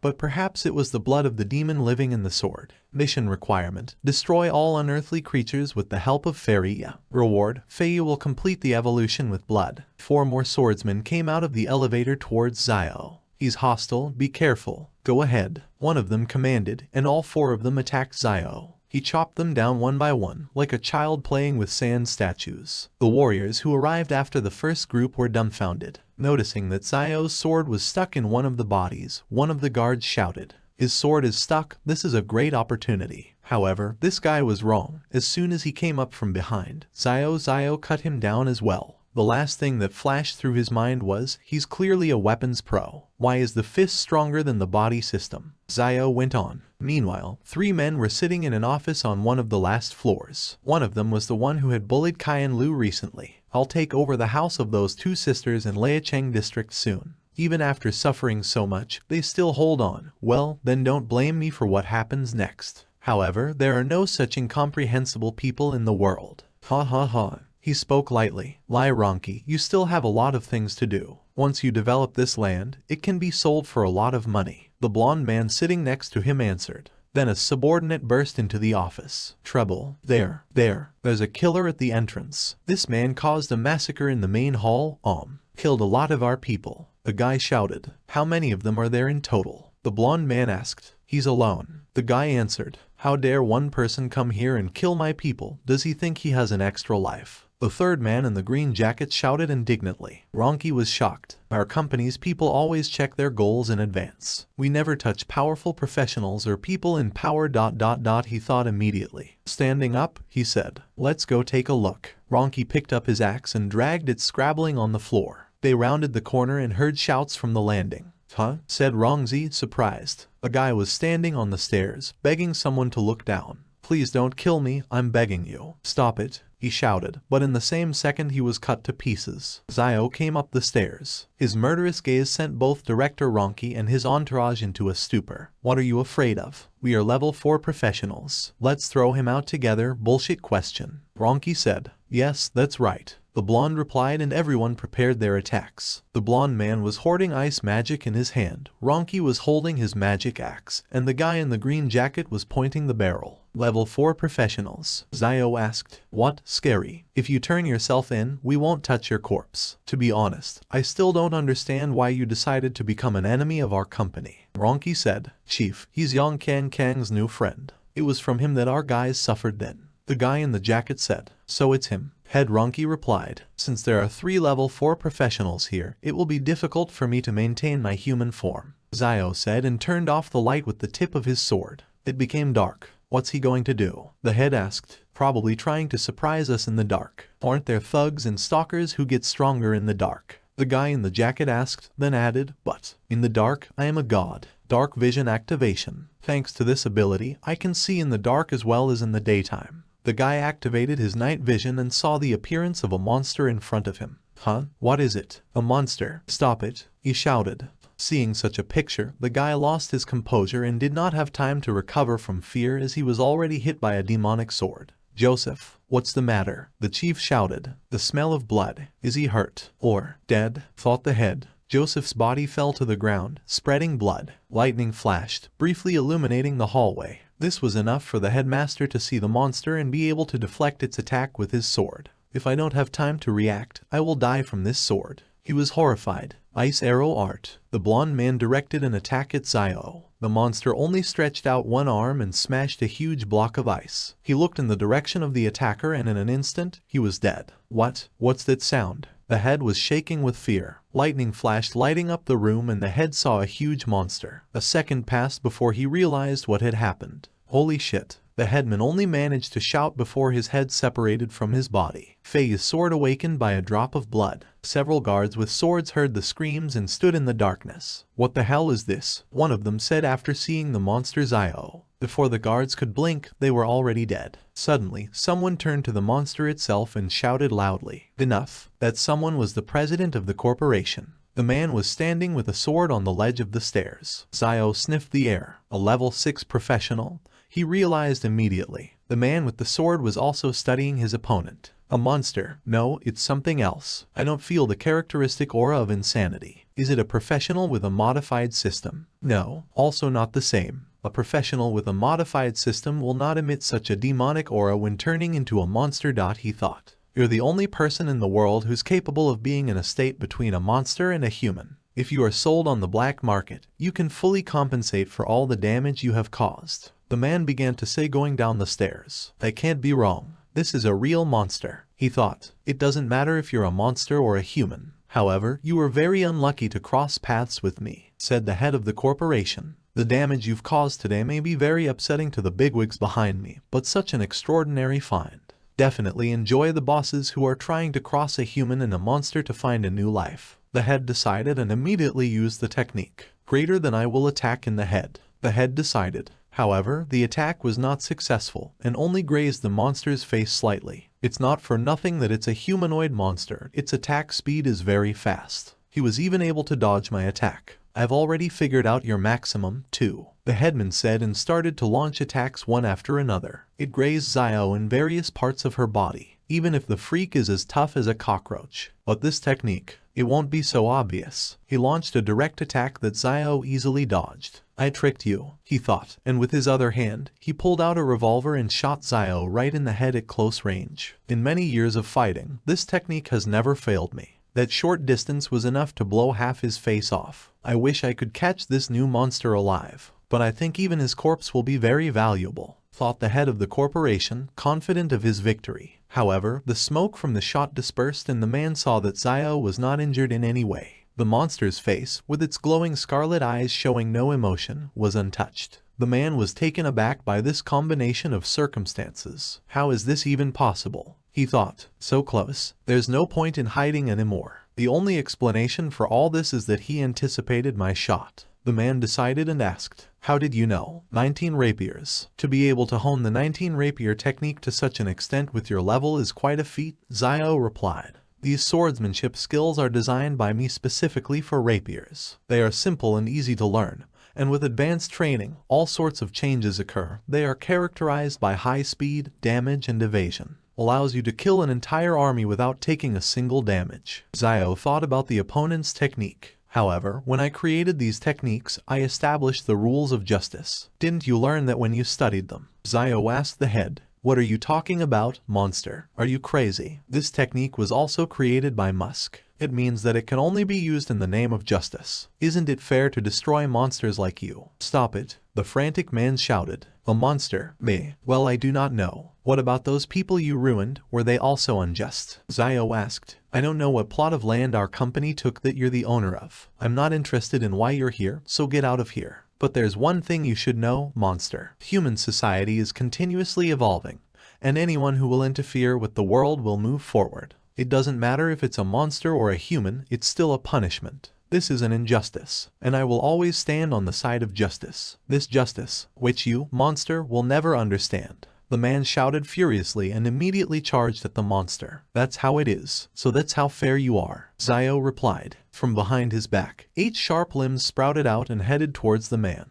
The man dodged the first attack. What the fuck? He started to say, but couldn't avoid the second one. Sharp limbs sank into his body and pinned him to the wall. It's a surprise attack. What the hell kind of monster are you anyway? The man said, bleeding profusely. Me. Didn't introduce yourself. Zio replied and immediately cut the man apart. I received a notification from the system. Equipment name, Blood Feya. Equipment description. This sword, stained with the blood of a demon, has taken on a new life. A sea of dirty and cursed blood lurks inside him. As long as the blade is in his hands, he will run amok. If the user doesn't need the sword, then it can be placed in the system space and removed at any time. Features. Blood Feya's skill description. By releasing the blood blade, you can easily cut through even the earth's crusts. Feya, is that your current name? Zio asked the awakened blade. There's no change from the outside, though. But when I hold this sword in my hand, it's like I can feel its heartbeat. A magic sword of limitless potential, and I'm a monster of limitless potential. We're perfect for each other. The monster's monologue was interrupted by a subordinate who ran to the boss at the wrong time. The boss is here, he was about to say, but he saw the monster and immediately fell down from fear with screams. No, don't kill me. Go, bloody Feya, said Zio, and the sword struck with such force that it tore a hole in the wall, and the blood of a subordinate who happened to be in the wrong place at the wrong time flowed out. Outside, a special squad of professionals was already waiting for Zio. Commander Jiang, we completely surrounded the Kaijiang Company building. All streets, underground sewers are under our control. We can send people to attack at any time. One of the warriors said. Wait a minute. First, let's try to persuade them to give up. Find out what's going on inside before making a decision. If we act recklessly, innocent people may die. Commander Jiang replied. He looked like an old commander with white hair, a beard, and a mustache. Despite his age, he was in good physical shape. The commander's uniform fit him perfectly. Ugh, the innocents. I'm afraid there are no innocents in this building. But it doesn't matter, it's the responsibility of our federal government to judge them. A person who exceeded their authority, even if they had a million motives, should also be punished. The commander thought, without taking his eyes off the building. The rain hadn't stopped yet, and the situation was tense. Out? One of the warriors said. A human-shaped Zio walked out of the company building. It had the blood of the people he had killed on it. Zio came out and just stood there in the rain. Yang Kang's home. Qian Kang came out of the bathroom and dried her hair. He went to Kaijiang Company alone. Are you out of your mind? You can also die. The girl screamed and grabbed an umbrella and hurried after the guy. Sister, wait. I'll go too. Her little sister shouted after her. However, Qian Kang didn't wait for her. The girl reached the corporation building and seeing the crowd came closer holding her breath. City Army, are you Yang Qian Kang? The soldier asked her.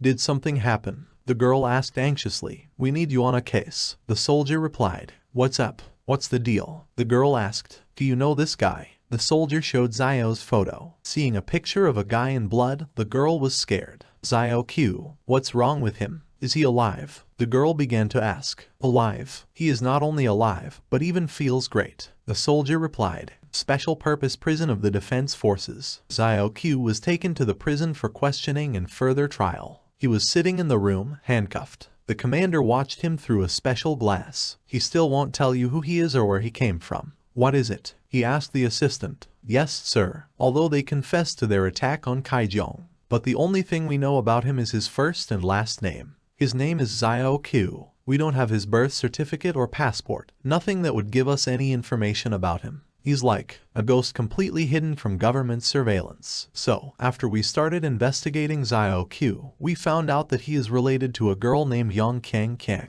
But when we found it and wanted to take it with us, it was a surprise to us that the Secret Area Inspection Bureau's people were also looking for it. According to reports, the Verification Bureau is looking for a secret thief who can bypass their monitoring and directly enter secret areas. It turns out that this person is Xiao Q. The assistant read the report. It's really very mysterious. Who is this Yang Kang Kang? Said the commander. According to our data, Yang Kang Kang is a level 2 professional healer, and her father was a level 5 professional. The guy reported, level 5. The commander was surprised. Yes, previously, he served in the army.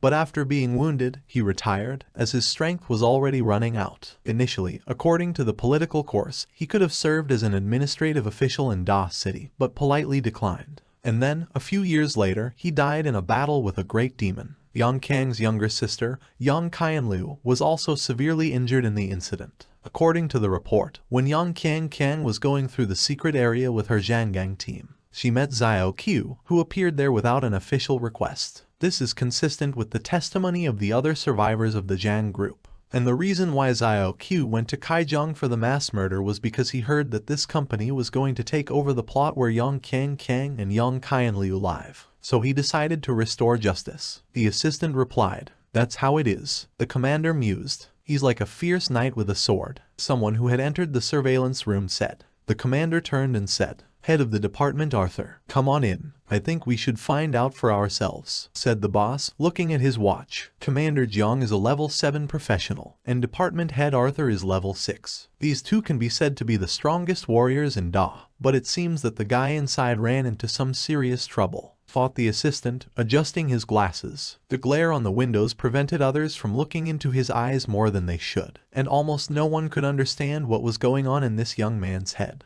The commander-in-chief went into the interrogation room, where Xiao Q was locked up, handcuffed. Xiao immediately noticed the commander. Is he looking at me like that? No. He looks at my raincoat. Why, when he looks at that cloak, he looks so nostalgic, the commander thought. Xiao Q, given the gravity of your crime, I think you can guess what the final outcome will be. Either you will be sentenced to death, or you will have to repay the crime in full. Once you are listed in the Redemption Squad, you will be sent to the front line with the highest level of danger and mortality. After completing a sufficient number of battles and killing a certain number of monsters, you will be able to atone for your crime and return to normal life. The commander started to say as he sat down in the chair opposite Xiao. Even though they say so, once you are listed in the Redemption Squad, no one will be able to return from the battlefield alive. Most of the criminals are killed in the first battle, and in order to return, you need to participate in at least 100 battles. And for some criminals, this number can be as high as 3,000.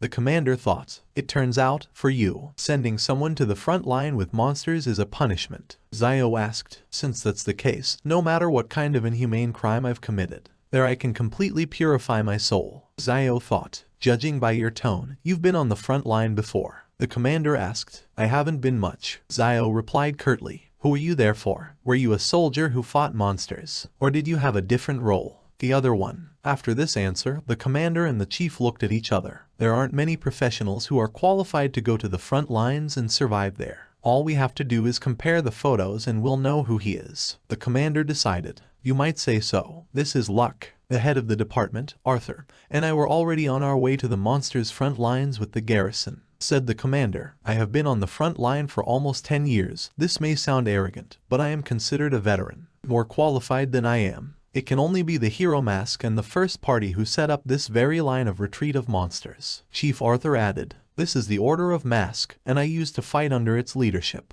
And then we were just far behind him. They stared at his back, said the commander touching his medals. Since you were on the front line, you probably know that the current peaceful situation is very difficult for us. In a peaceful environment, there are many dangerous moments that are invisible to the eye.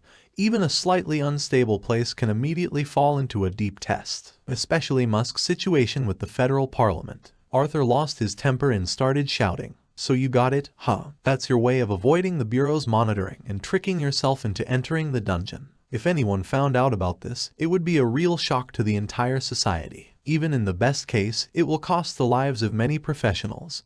But more importantly, our usual life will be destroyed, said the boss. Zio was silent. Even though you have a lot of secrets. But for the federal government, this only means that defeat is not far off. I hope you understand and show some generosity. If you are sent to the federal capital, then no one will talk to you as kindly as me and Chief Arthur, said the commander at the end, and they both left the office. Zio was left alone, lost in thought. Will they send you to the federal capital? Greater than and I would really like to go back to this place one more time. However, so far, this is unlikely, Zio thought. System notification. Main task, rebirth of the Great Demon. Task description. Who would have thought that the same Great Demon a few years ago still hadn't died? The residual radiation that existed in people's bodies was actually the unstable source of the explosion. If you don't clean up everything completely, then over time the demon will recover from this accumulating and increasing radiation. In fact, if all the radiation in people's bodies was immediately cleared when the demon was first killed, then it wouldn't be able to revive. Then why didn't the federal government do it? The respawn time is still 72 hours away. Mission objective, destroy the new elemental Great Demon. Messiah's Award, the heart of the Great Demon. Great Demon monster of the elemental level. The so-called elemental level does not mean that the monster will have a high level of strength. On average, the strongest monster reaches level 13. And the weakest monster reaches level 7-8. In fact, I didn't need a system alert, I already knew that this monster would recover, because all this has already happened in a previous life. Some time after my trial, the demon found one infected professional and used him as a carrier to revive himself. It is like a weed. As long as there is even a drop of infection like ordinary grass, it will be reborn with the first spring breeze. At that time, I had just been sent to the front line after the trial. It immediately began to exterminate the entire DAW, working as hard as if it had been stung. Even though it didn't manage to do too much damage, I smashed it in one blow. But even so, I was still heavily criticized. Why are you here so late? As the best hero, shouldn't you have appeared as soon as possible? We gave you such a light punishment, don't you know how to be grateful? Isn't the reason the demon came back again because Musk didn't clean it up well the first time? A lot of people died in the crash again. Musk should apologize. Precisely, Musk should apologize. Waves of condemnation. I was forced to come forward again. And I was tried again and forced to apologize to all the people. And in this life, there is no hero named Musk in this life. Only Zio Q is here. Then what does the life or death of these people have to do with me? Zio thought as he pieced together the memories from his previous life. Meanwhile, Commander and Chief Arthur were talking in the observation room. Arthur lit a cigarette and asked, "Why were you so nice?" He said he'd been on the front line before. I'm many years old, and it's been a long time since I retired. Now you understand the situation on the front line better than I do. I've never seen anyone this old on the front line, and with such ferocious force. Judging by the injuries of those who died at the scene, it has incredible speed and terrifying power. And it looks like he's got plenty. An extraordinary weapon. At least, he's not just a professional. This is double cultivation, or even cultivating multiple professions at the same time. The commander replied, glaring at Zio Q,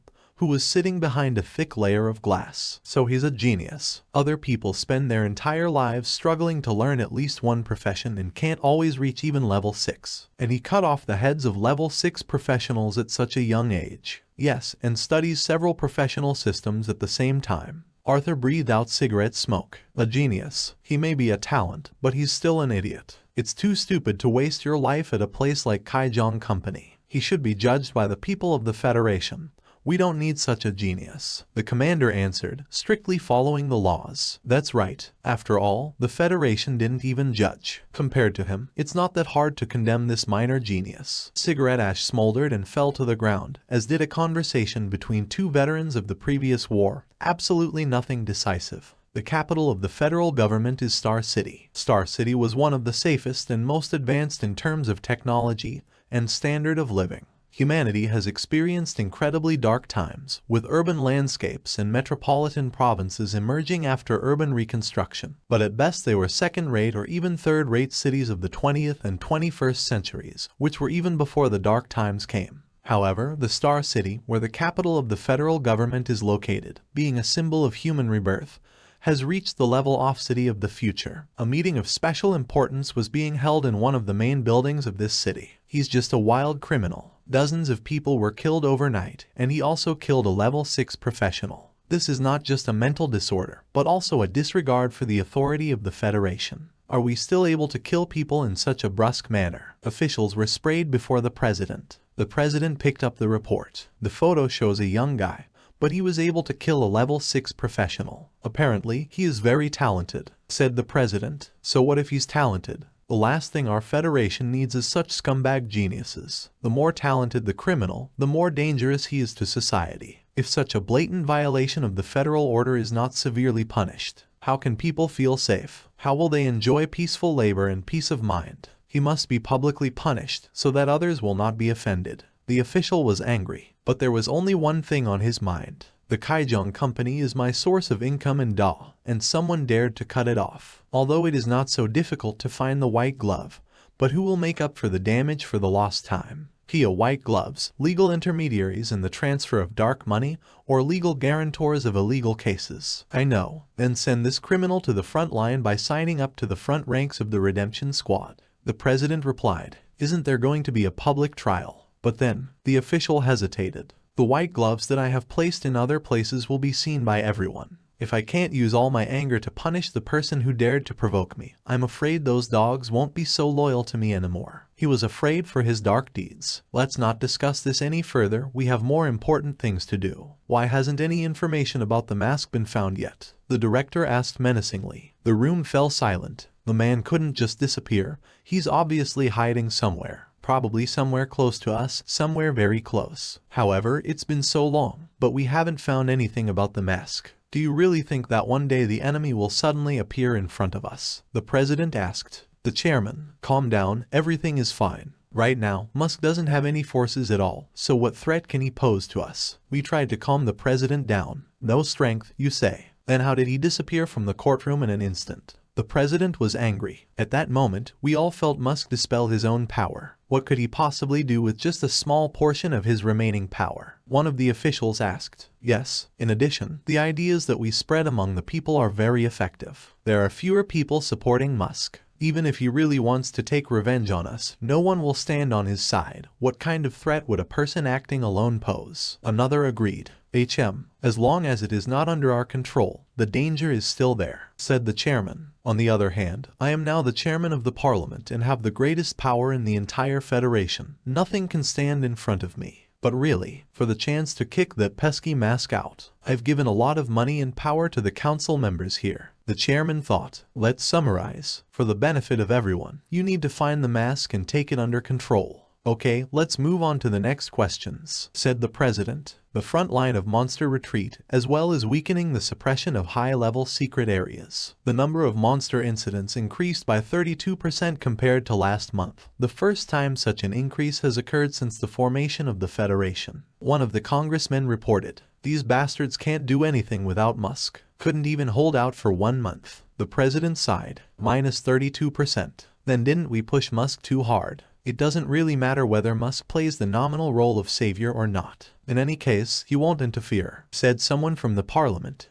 Are you questioning our collective decision? The president asked. Are you ... The official backed away. Can't our federation survive without Musk? Don't you believe in yourself? After all, we still have a large defense army, maintaining order in every city. Now that peace has been established, I'm afraid that their combat strength has significantly degraded. In this case, it is impossible to waste the Federation's budget and do nothing at the same time. Mobilize the army's elite and send them to vulnerable areas. The chairman ordered. Maybe. Better not. After all, the defensive army is the last line of defense for most of the cities. They are needed to prevent monsters from attacking from secret areas or elemental levels. I'm afraid to send troops just like that. One of the officials was about to challenge the decision when another attacked him.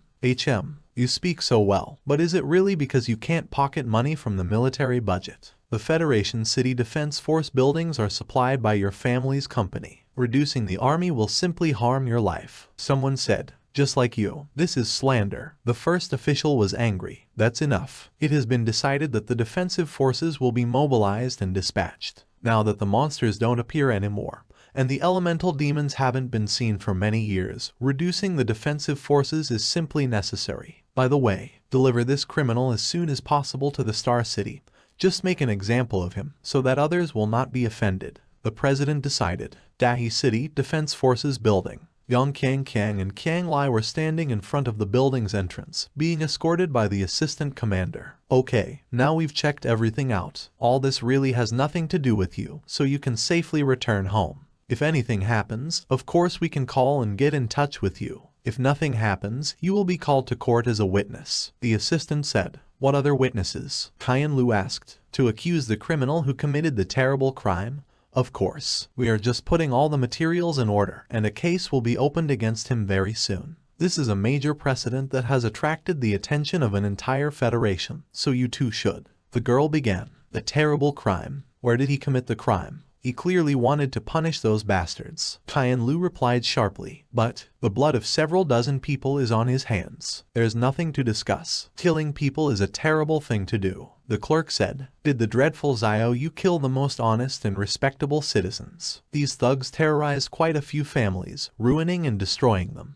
If we talk about a terrible crime, then they are the main criminals themselves. The girl in the wheelchair answered loudly. You're right. These people had indeed harassed many families, and every single one of them was a murderer. The commander chimed in, coming closer to them. Commander Jiang, the employee asked in surprise, and Qian Lu clenched her teeth in anger. But even if they had to be torn to pieces, then we should have tried them first, not tried them for lynching. The commander said to the girl. Then why didn't you condemn them? Asked Qian Lu. Like sunlight, which varies in intensity from dim to bright, there is also a light in the world that dispels darkness only temporarily. The commander replied. So we had to endure this darkness. The girl asked. The world always needs a sacrifice, said the commander. Really, can't we resist this darkness? Qian Lu asked with some hope. A gust of wind played with the hem of the commander's cloak and the girl's hair. The commander paused and answered. Your personal confrontation will be unfair. Even if you can't resist it ... then the world itself is a mistake. The girl shouted. Qian Lu ...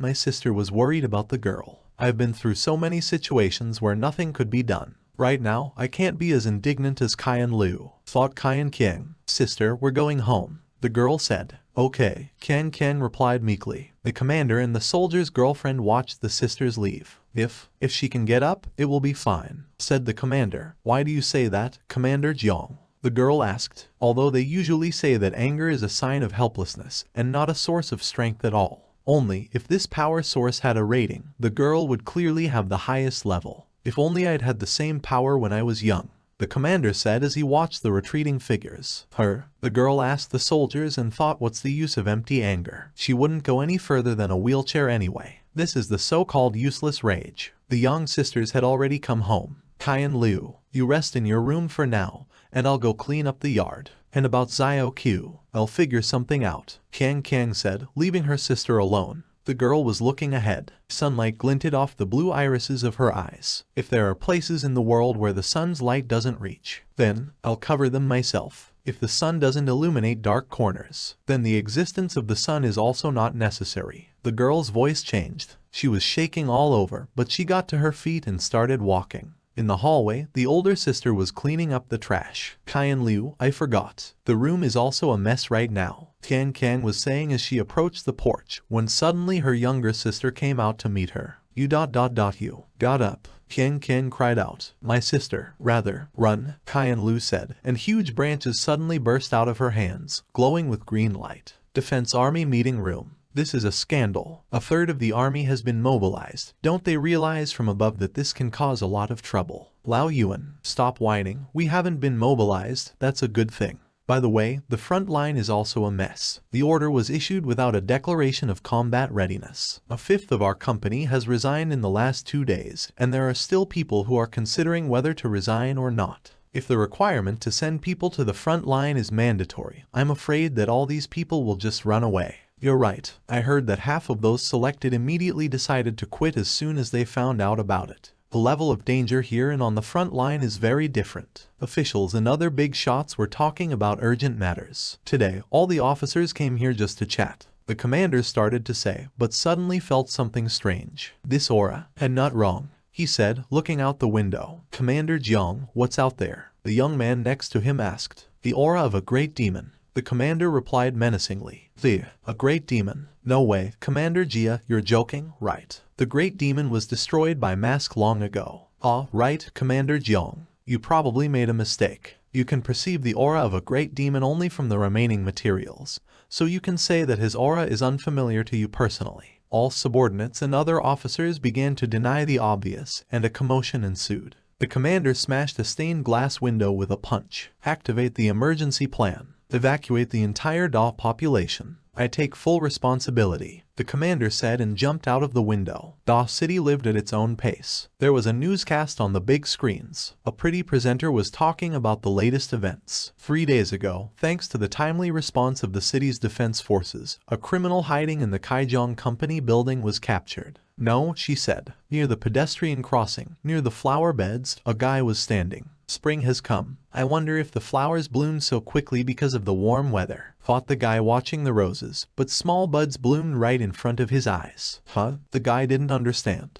While he was trying to figure out what was wrong, a bee flew up to the flowers, and the wind scattered all the pollen. The pedestrian light turned green, and people began to cross the road in the right direction. Brother, it's already green, let's go, called the guy standing near the flower beds, a guy in a blue jacket. He touched him on the shoulder, and when his brother turned around, he saw that his whole face was covered in flowers. Monster, the boy shouted, and in an instant, the touch turned him into a pile of rose petals. An unsuspecting girl stood nearby. The wind carried the petals to her. She caught them and thought, how beautiful. And then there were more of these flowers, a huge ball of petals and people with flowers instead of heads. There was a general panic. Don't panic. I'm already here. An unknown guy with a sword was running towards the monsters. This is a professional. We are saved. People rejoiced, and the guy swung and hit a huge pink ball. A monster that chooses to fight a master like me will only meet its own death, the kid said haughtily. However, he immediately noticed that he was infected when his hand turned into green roots. Didn't I kill him? So why? Is it an infection? Fiona shouted. Green glow coming from spores. Really? Isn't that a great demon?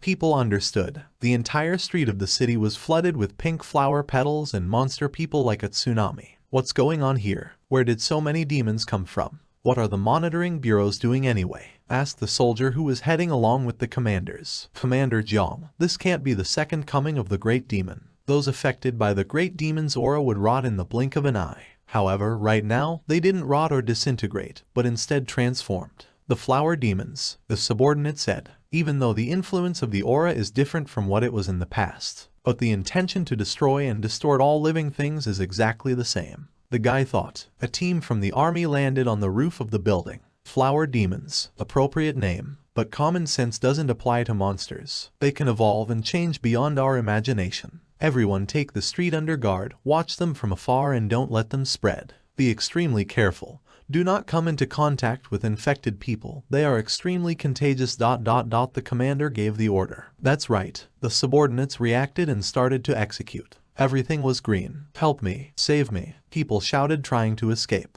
They're eating people. Others shouted. And behind them, flower-headed monsters were engulfing people. Get down. Stop standing. Get on the ground. Quick. The commander commanded and began to fill his lungs with air, after which he exhaled a powerful volley of fire to the whole street and burned half of the man-monsters. We are saved. People were happy, but the ashes from the burnt plants started to stick to them, and these people also continued to turn into monsters.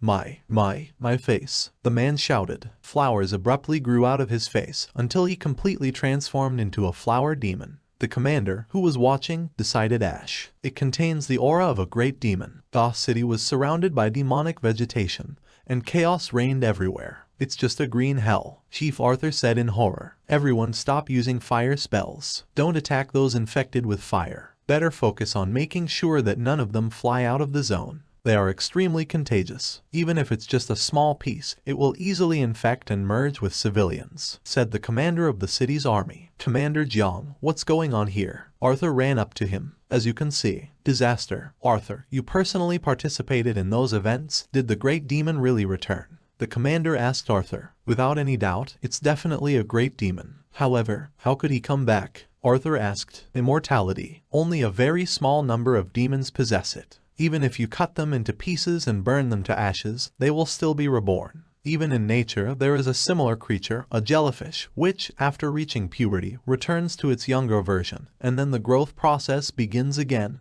and this can continue indefinitely. And if it is not eaten, or it does not die from the disease, then theoretically the jellyfish can live forever. The fact that this type of monster has immortality was discovered only a few years ago. And since it's very rare, it's no wonder you don't know. Moreover, immortality is relative, and there is no such thing as eternal immortality. After all, if the habitat is completely destroyed, even the strongest demons will not survive. I didn't realize that the Great Demon was not only a disaster, but also an immortal. So it's likely that the aura he left behind was the reason for his resurrection. And it is different from the one that just corroded and turned people into pus. This time, she is able to mutate peddlers, as some demons can. Things got even weirder, told the commander. Those damn bastards. Arthur was suddenly angry. What do you mean? The commander asked him. After Musk destroyed the Great Demon, he told officials that they were responsible for solving this issue, to heal the victims of all manifestations of radiation, to completely get rid of all traces left by the Great Demon in Dawes City. They immediately agreed and even issued a military order guaranteeing this. But soon after Musk left, these same people completely forgot his instructions. Not only were they unable to get rid of the destruction left by the Great Demon Lord,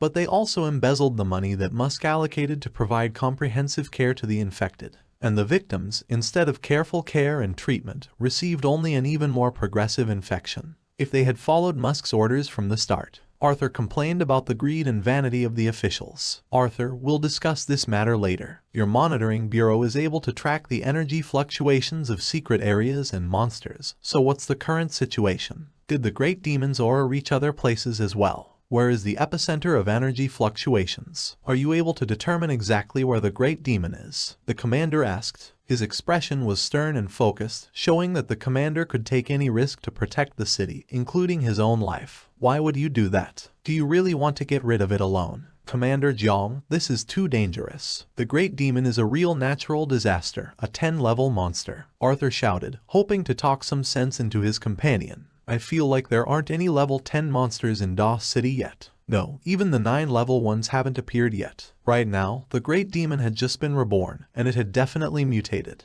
Therefore, now is the best time to eliminate it when it has not yet entered full strength. Moreover, the Great Demon doesn't have any outstanding combat skills, but its ability to infect is incredibly strong, which is why it was assigned the level of natural disaster. In short, if we don't destroy it now, we'll have to pay a much bigger price later, said the commander. You, take care of yourself. Don't get infected by the aura of the Great Demon. I'll ask a subordinate from the monitoring bureau to send a map of the energy fluctuations, said Arthur. In the Star City. Breaking news. In order to strengthen the positions of the military on the front line and to ensure the safety of citizens, according to the decision of the council, part of the city defense forces will be deployed to the front line. Breaking news. In the southeastern administrative region of Dawes City, in the 3rd province, a natural disaster-level monster is believed to have appeared. Local authorities are still coordinating their actions, the newsreader said. In Star City, news quickly spread on the internet and fans of discussing everything in the comments found a reason to get together again after the topic with the execution of Mask. Rock enthusiast, Dawes City sounds familiar. Isn't that where there was a natural disaster a few months ago? Young practitioner, I checked everything. It's true. One day, a Great Demon that destroyed almost half of the city was defeated by Mask right there. Long Di Quan, what about Musk? Why can't he figure it out? Isn't that what he's supposed to do? Jin Changyung, have you already forgotten? After all, Musk has given up his hero status, and he has also lost his powers. Do you still think he can do anything? It seems that someone is stuck in the past. Brant Big Root, man, he's got us all fucked up.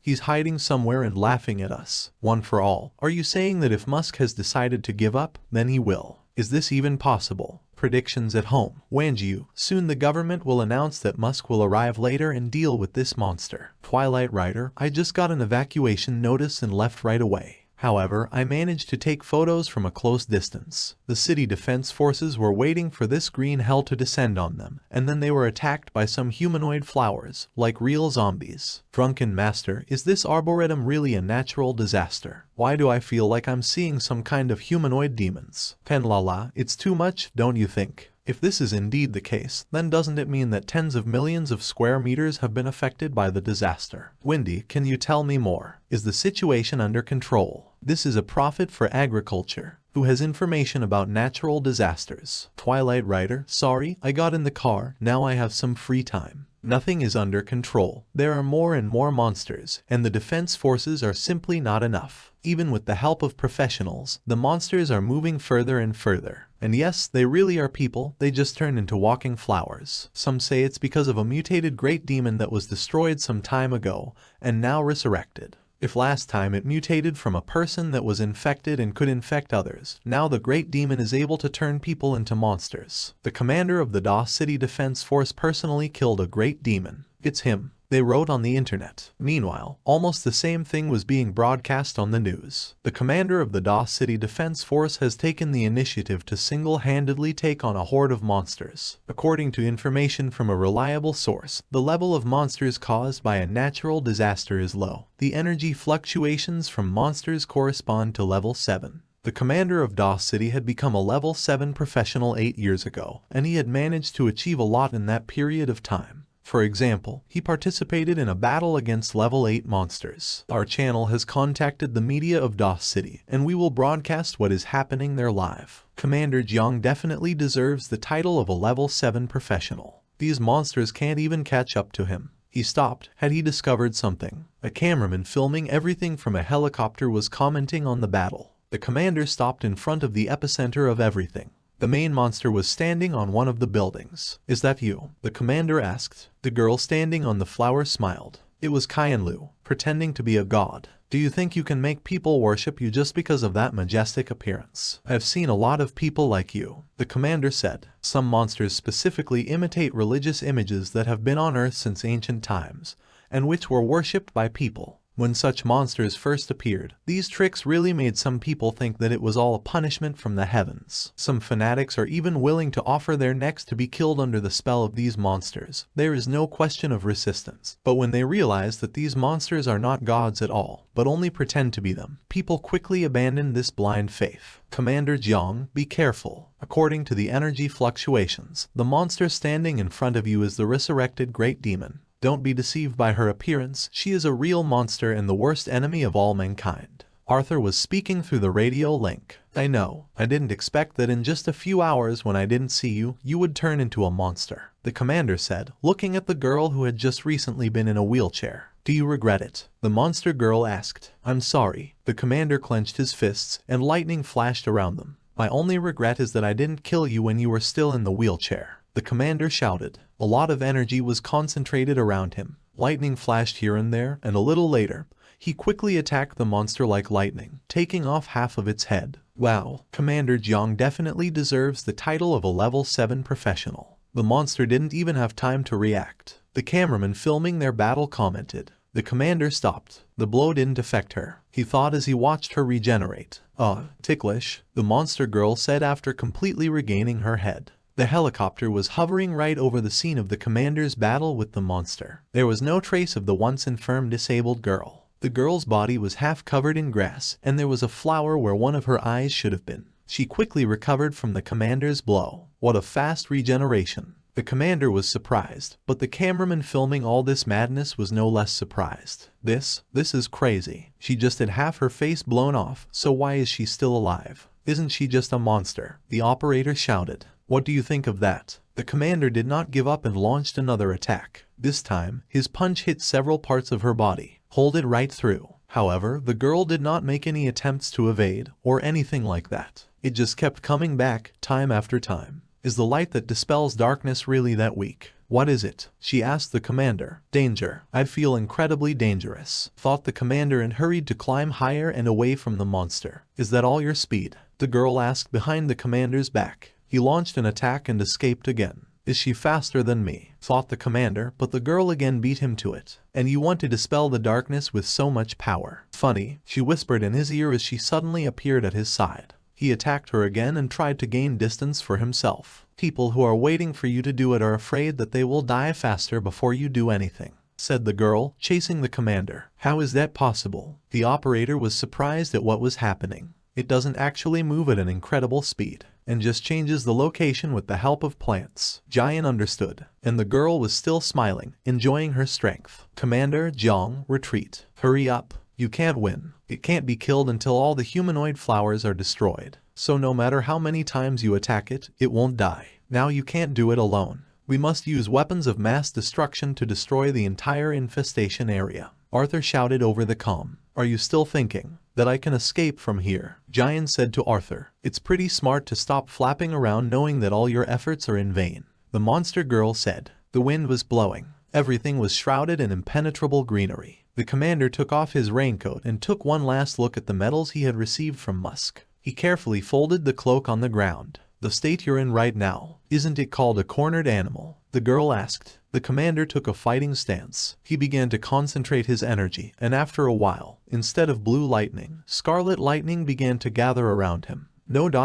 This is my way to die with dignity, said the commander, and from it, a scarlet pillar of concentrated energy rose into the sky. Everyone knows that professional elementalists can't completely neutralize the effects of an elemental, so using elemental forcing can lead to death. Really, Commander Jiang is planning to commit suicide by using forcing. What is it? The dumbfounded operator asked. No, it's not suicide at all. This is a complete release of vital forces, the burning of which increases the level. How, Jiang, are you crazy? Arthur shouted, not understanding what was going on in his friend's head. Meanwhile, Giant suffered several burns. Full release. Increase the full body combat capability, bordering on death, in order to bring the strength to the maximum possible. With the release of such power, the 7th level can be compared to the 8th. But due to the fact that every vessel, every cell of the body is on the verge of overload and decay, after using this technique, professionals turn into ordinary people and can get sick. Some people are even paralyzed because they can't lift a finger. Am I right? The former Qian Lu smiled.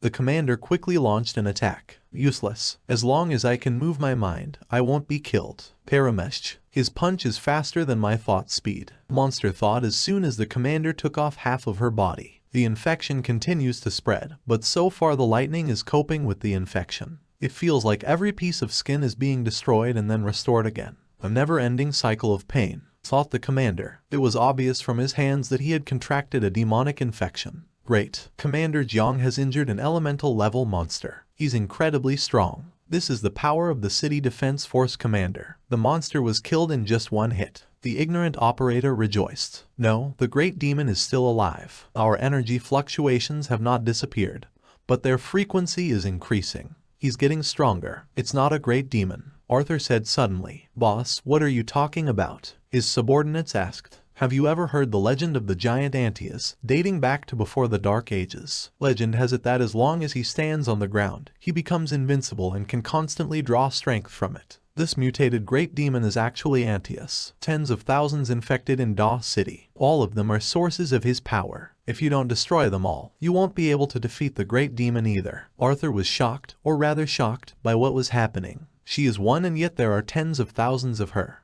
At the tracking bureau, everyone was alarmed by the chief's reasoning. It's one, but at the same time there are tens of thousands of it. What is it? One of the employees asked. Suddenly, the huge energy tracking screen started flashing red. Energy score increases at an incredible rate. He had reached the maximum fluctuation level of the red secret area. The boy shouted. It has now become a level 9 natural disaster, and its power continues to grow. Da City is finished, said Arthur. At this time, a half-burnt commander was standing on the battlefield. It's unbelievable. It turns out that human professionals can reach this stage by burning themselves. And Yevda also fantasized about being big and strong. Travel the world with a sword at the ready. Why can't you dispel the darkness you so confidently spoke of with such power? Why did you let so many innocent people fall into it? Why did you let them die? Qian Lu asked in her monster form. Tell me why. Why?